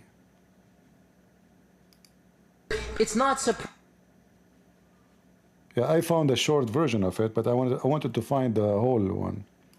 Let us see this one, as long as it's difficult to find the original one. It's not surprising that our medieval scholars believe this type of stuff. Now, obviously, dare I say, anybody who knows science and geography and modern civilization, you cannot believe that there is a tribe for 4,000 years trapped behind a wall. Yes, brother. You had a question. So is the Quran is stupid? So Alexander the Great, he built a dam between us and those people made of copper and iron. And then after those thousands of years, isn't this iron will rust anyway? And you know, if I build a dam between 2 mountains, can those creatures climb the mountain and go around the mountains? That's it, they are stuck behind the dam. And yet, we cannot find the dam. And we cannot find one dam of Gog and Magog. Not a single. I want to meet the females of Gog and Magog. Maybe they are better than a human. Man, imagine, guys, I marry one of Gog and Magog women. How do they look like? Are they, you know, sexy? What do you think? They said, oh, the guy with the 2 horns. Who is this guy with the 2 horns? Gog and Magog do create mischief. And by the way, do you know who's Gog and Magog according to Muhammad? According to Muslims? According to Muslims, when Zulqarnain, he built the dam, he was able to keep all the people of Gog and Magog behind the wall except one tribe. Anyone knows which tribe? Anyone knows who? The Turkish. And here you see Muhammad is so stupid. If Muhammad is a prophet, shouldn't he knew that the Turkish will become Muslims? According to Muhammad, the Muslim will and should avoid fighting the Turkish as long as the Turkish did not fight them. Muhammad never predicted that the Turkish will be Muslims. Muhammad, he commanded the Arab to take the Constantinople. He never thought the Turkish will take it. Muhammad, he said to the Muslims, don't even get close to the Turkish because they are Gog and Magog. He was scared of them.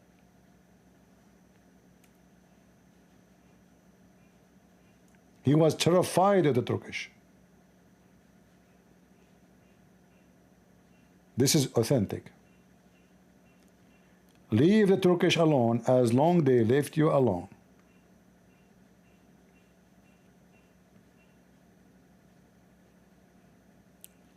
And now remember, Muhammad is talking about the Asian people, not those Turkish who they are blonde. Muhammad, he considered the Asian people in general are the people of Gog and Magog.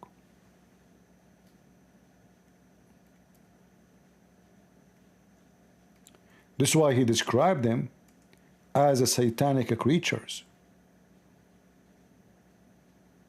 So he speak about their faces, making fun of their eyes and their look. In fact, the Muslims, they have a duty to kill all the Asian according to Muhammad. Muhammad said, the hour will not establish until you fight people wearing shoes made of hair. Who are they, those?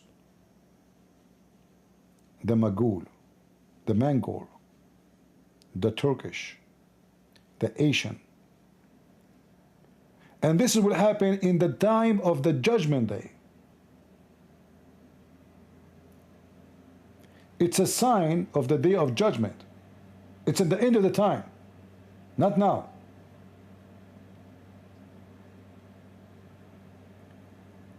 Those people wearing shoes made of hair, and the hour will not be established till you fight with the people whose faces look like a shield coated with leather.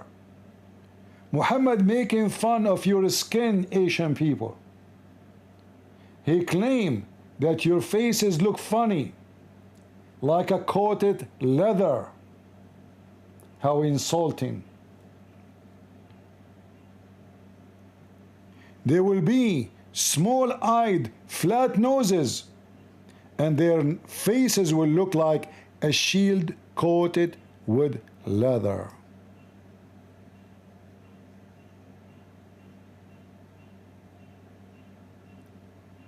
Isn't it this is stupid, Muslims, and racist? Does that sound like a person who was sent to all mankind?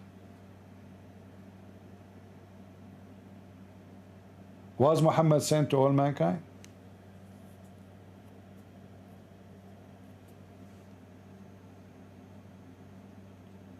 Why the Muslims, they have to kill the Asian?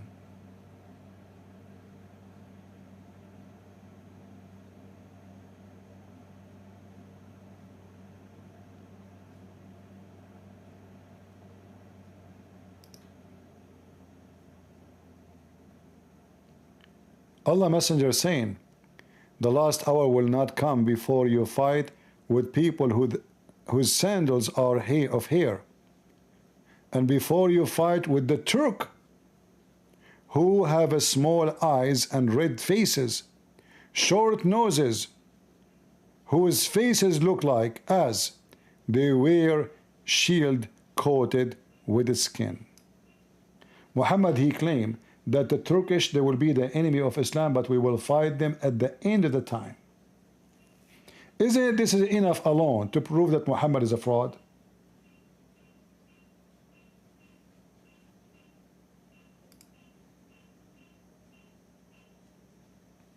Isn't it, guys? If Muhammad, he knew that those people, they are going to be Muslims, why he's saying that this is a sign of the day of judgment?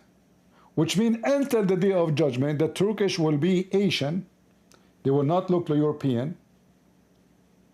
And the reason they look like European now, because they come, they rape the Greek women, they took their kids, they took their daughters, we know what happened. You can't even find in Turkey, the only small number look like the original Turkish really. The majority of them, they become blonde, white, because they are mixed with the women they raped. But if Muhammad is a true prophet, shouldn't he knew that the Turkish will become Muslim not long from now? Shouldn't he knew who is the one who told him this prophecy? Allah. So Allah prophesied to Muhammad, the true prophet, that the Turkish will be fighting with Muslims in the day of judgment. What does that mean? That means the Turkish will never be Muslims.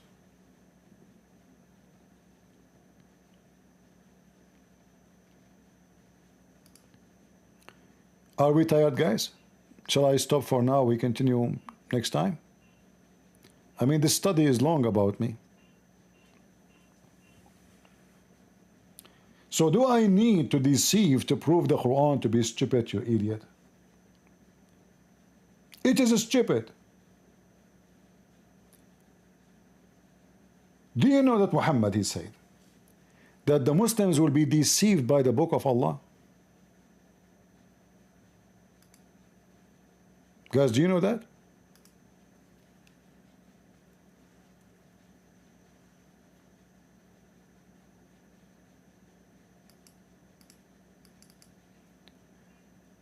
This is the book of Ad-Durr al-Manthur, written by the Imam As-Suyuti. Not by Christian Prince. We can show it to you from different books, but this is very well-known, famous, big scholar. Ad-Durr al-Manthur by the Imam Jalaluddin As-Suyuti.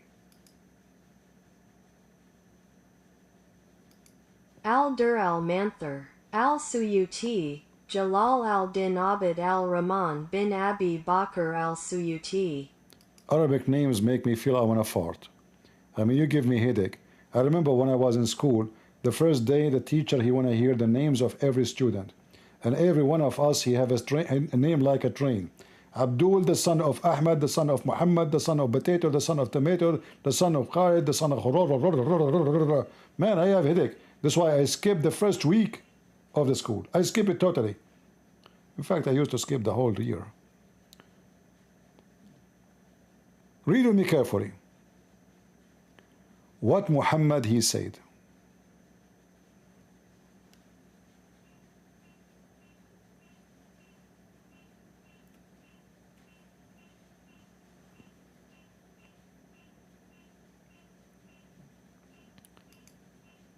And this is from At-Tirmidhi. This is very authentic.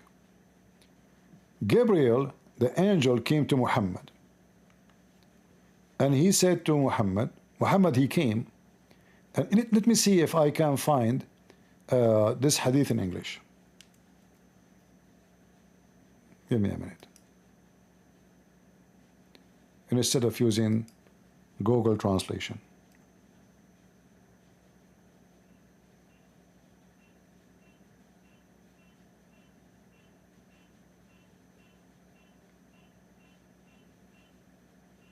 Yeah, this website is messed up. It's hard to find. Let me try this part here.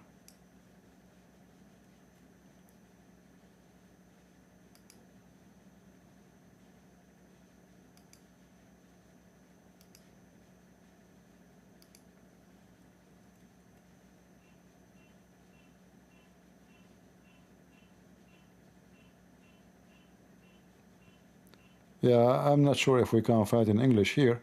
However, we have it in Arabic here. So here it says that Muhammad, once he came and he told Umar al-Khattab. Umar al-Khattab is reporting this. The Caliphate Umar. So he came to Umar and he said, "Oh, I seek refuge to Allah. I seek refuge to Allah." He's so sad. I seek refuge to Allah. Why? What happened? He have a sadness face, very sad. So he said, "What happened? What happened?"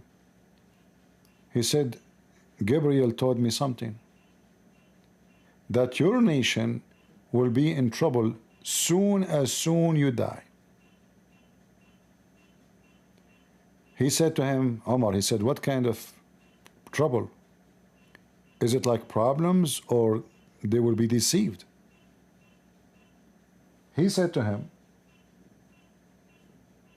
"They will be deceived." He said, "How that can be?" He said, and Omar, he said to him, "Well, isn't it Allah gave you the book? How that Muhammad, he says to the angel, how they will be deceived, and I have the book, the Quran with them." Jibreel said to him, "By the book of Allah, they will be deceived." What will deceive them? The book of Allah.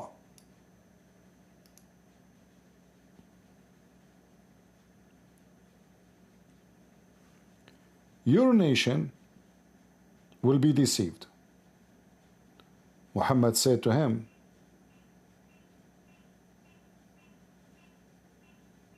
how they will be deceived, and I have the book of Allah, and I gave them the book of Allah.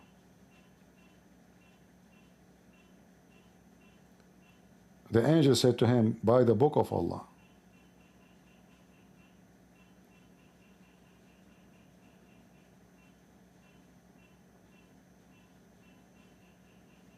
And Muhammad is so sad. By the book of Allah.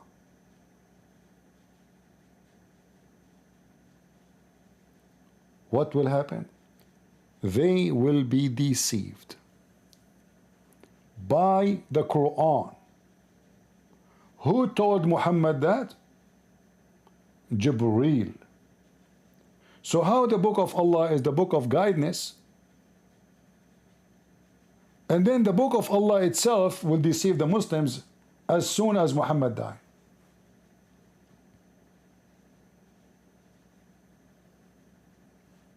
And again, this is your prophet talking, and this is at-Tirmidhi. Who? At-Tirmidhi. Who is the one who's talking? Umar ibn al-Khattab. Who is the one speaking? Muhammad. Speaking to who? To Gabriel or Jibreel. Al-Hakim al-Tirmidhi narrated on the authority of Omar bin al-Khattab, who said, the messenger of God came to me. See? So when those silly Abdul, they say Christian Prince, he need to, to deceive the audience. I mean, how stupid you are to say such a thing. CP attempt to relate to the beginning of the two concepts. Quran verses, one is micro and the other one is macro. Basically, in the macro context, while 21:107 is a macro context. When referred to the book of interpretation of the context of the decrees, Quran 13:37 and Quran 6:92, it's found that the verse respond to this issue of the transition of the Qibla of the Muslims from Baytul Maqdis, between two bracket Palestine, to the Masjid al-Haram. When the Jews in Medina questioned, it was revealed that every religion has its Qibla, its context of existence. Hence the Qibla for the Muslims is Mecca. Hold on.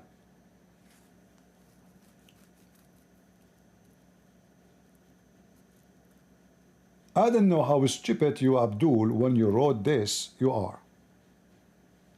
How Muhammad, he prayed to Jerusalem, yet the place of worship for Muslims is Mecca. Why he was praying to Jerusalem? Let us read the Quran and love together.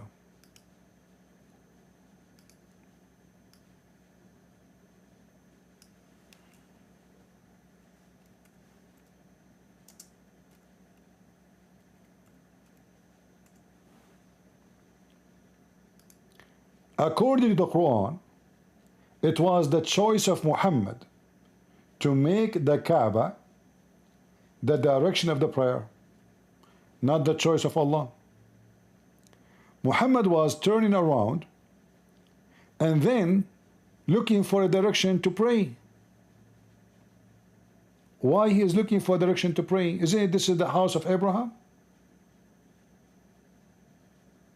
What happened?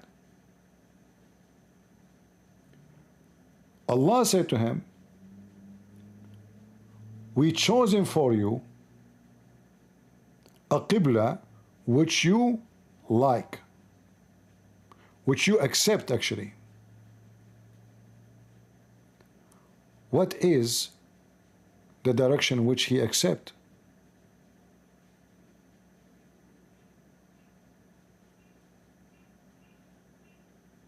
And look at the translation here. That shall please you.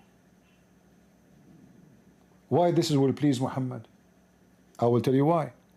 Because the one who decides the direction of the Qibla, which is the where the Muslim they pray, is Umar ibn al-Khattab.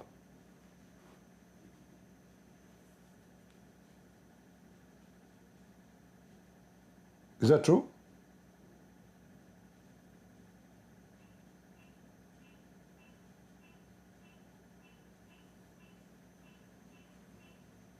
Let us read. The hijab was the command of Umar. The Kaaba was the command of Umar. The verses about Muhammad exchanging his wives was the command of Umar. And not only that, Muhammad, he took the words of Umar and he put it in the Quran as it is. And that is a clear evidence that Muhammad is a fraud. He was copying what Umar say word by word. Read it. Allah agreed with me. Here in Arabic it says, وافقت ربي. And then he says, and my Lord agreed with me. In three matters. Agreed with who? With Umar. Who is Umar? Is Umar the prophet? No. I said, O Messenger of Allah, why you don't take the maqam of Ibrahim, a place of a prayer?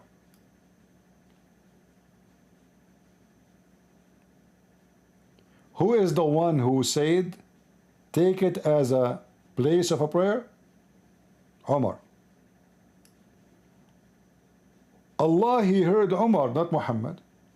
And he gave Muhammad the Quran exactly as Umar said. Umar continue saying,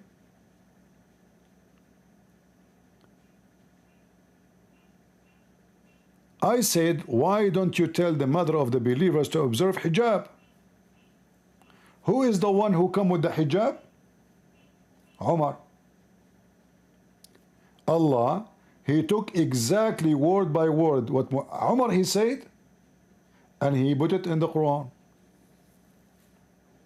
What else?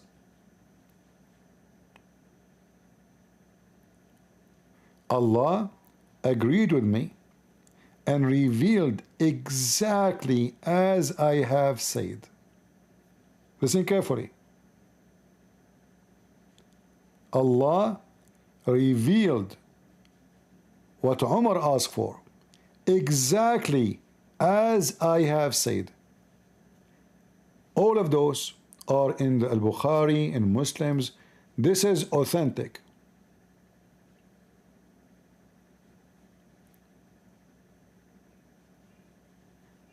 Who is copying the Quran? Muhammad copying Umar or Allah copying Umar?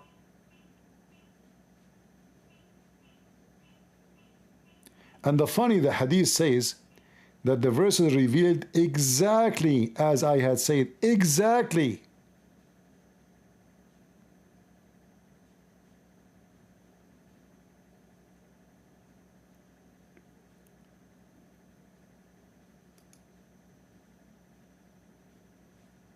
My Lord agree with me.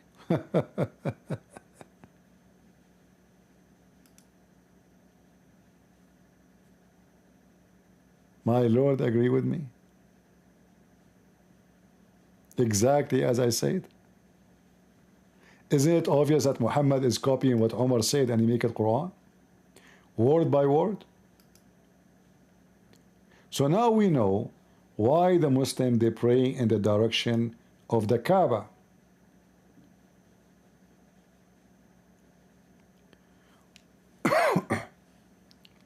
Anyway, maybe I should stop for now. My throat is a little bit hurting, and we continue maybe tomorrow. All right, we are in page this is page what? This is page 15. Is that okay, guys?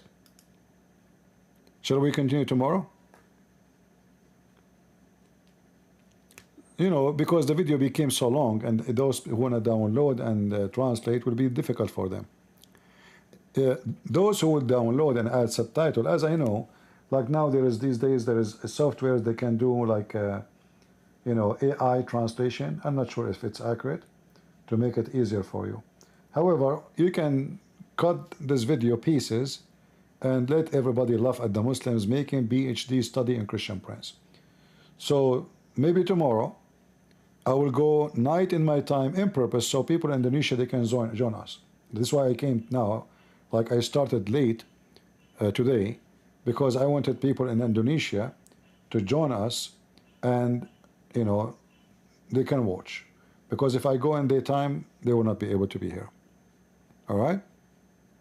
Yeah. So we will be back tomorrow, and I want the Muslim to make more PhD study, because as you see, you are helping us to expose your garbage. I do not need to deceive Muslims, and I am a Christian. We are not deceivers. The Bible forbid me from deceiving. It's you Muslims who believe in deception. Your God, Allah Himself, is a deceiver. The Quran says, are you going to guide the one who Allah misguide? And the one who Allah misguide, nobody can guide him. So you stupid Abdul, when you say we are deceiving, according to your Quran, the one who deceive us to deceive you is Allah. I mean, can you believe how stupid this book, how it is the book of guidance,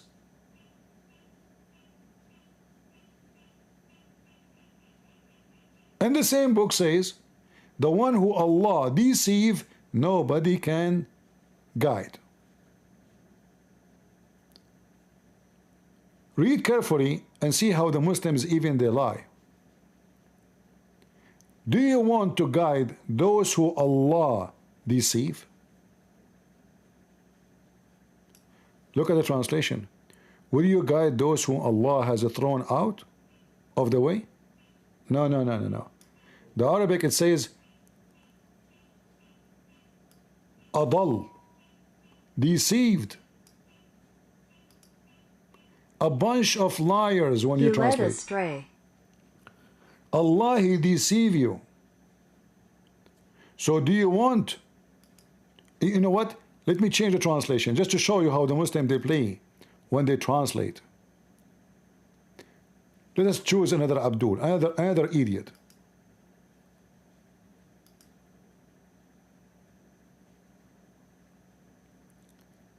Do you desire to guide him who has Allah led astray? Like, are you stupid? You want to guide the one who Allah misled? So who is the one who misled people? Allah. And the one who Allah deceive, nobody can guide. So who is the one who deceived the world and those who they are deceived, Shaitan or Allah? The Quran says Allah. Other verse in the Quran says Shaitan. I mean, supposedly I'm leaving, I just get you one more contradiction.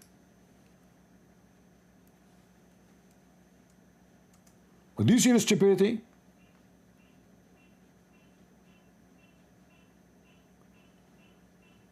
Who is the one who do deceive? Is it Shaitan or Allah? Tons of verses, as you see, says it is Allah. Chapter 35:8.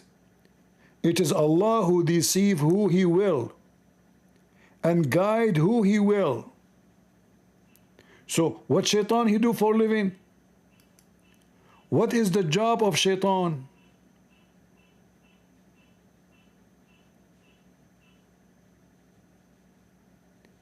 Who is the one who deceived the kuffar? Allah. Chapter 40, verse number 74.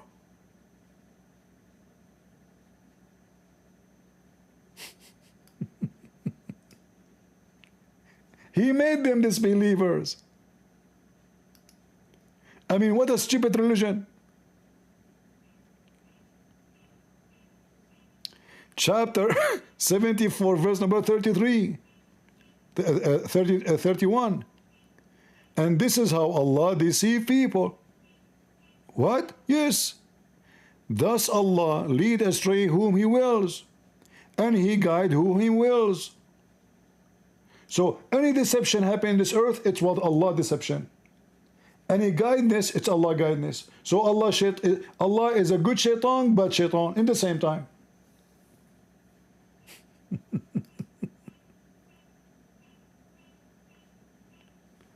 All those verses saying Allah is the one who deceive you.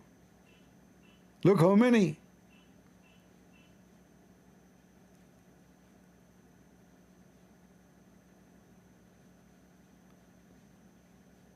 Do you see it, Abdul?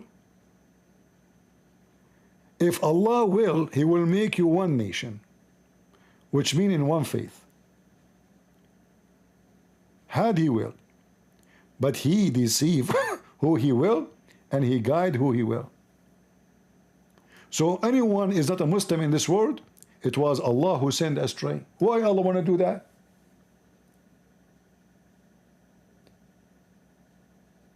Allah is the devil.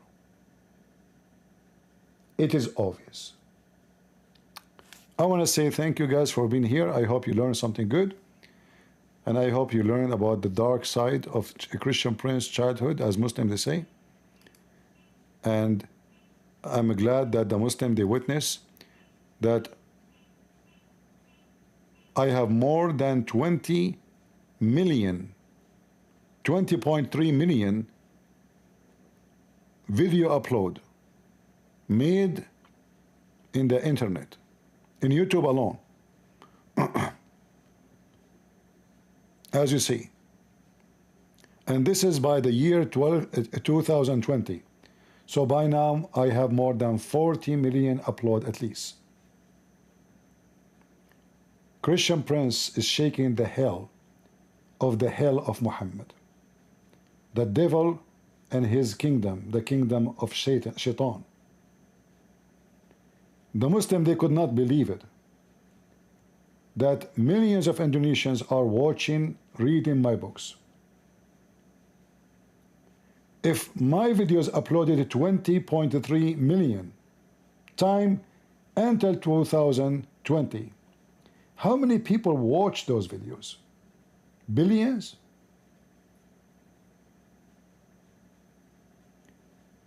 I say to you, Indonesian, bring the best you have and stop cheap talk and come to debate me. I accuse you, all of you, to be a bunch of cowards.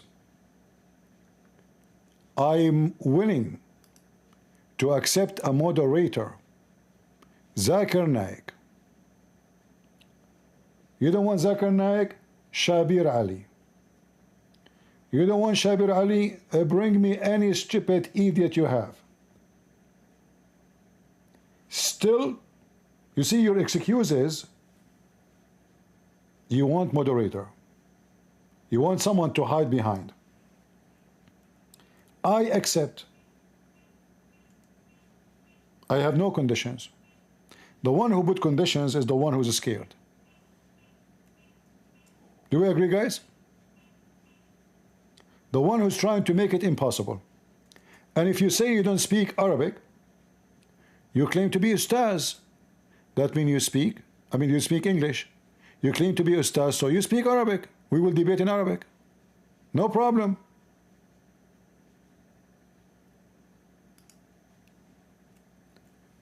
If you say you don't speak Arabic, that means you are a false Ustad.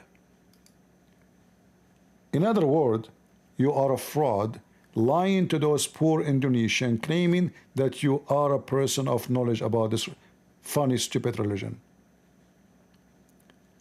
All of you are welcome. And all of you are potatoes. And I will fry you with no mercy. And I will not debate a Muslim woman. Your prophet, he said they are half a brain. So don't bring me your women. I know what you will do. You will hide under their skirt. Would you, Indonesian Ustaz, accept my challenge? We know the answer. You are a bunch of cowards. Fraud, scammers, and you have no knowledge of your religion. Otherwise, you will be so excited to demolish the one, the enemy of Allah.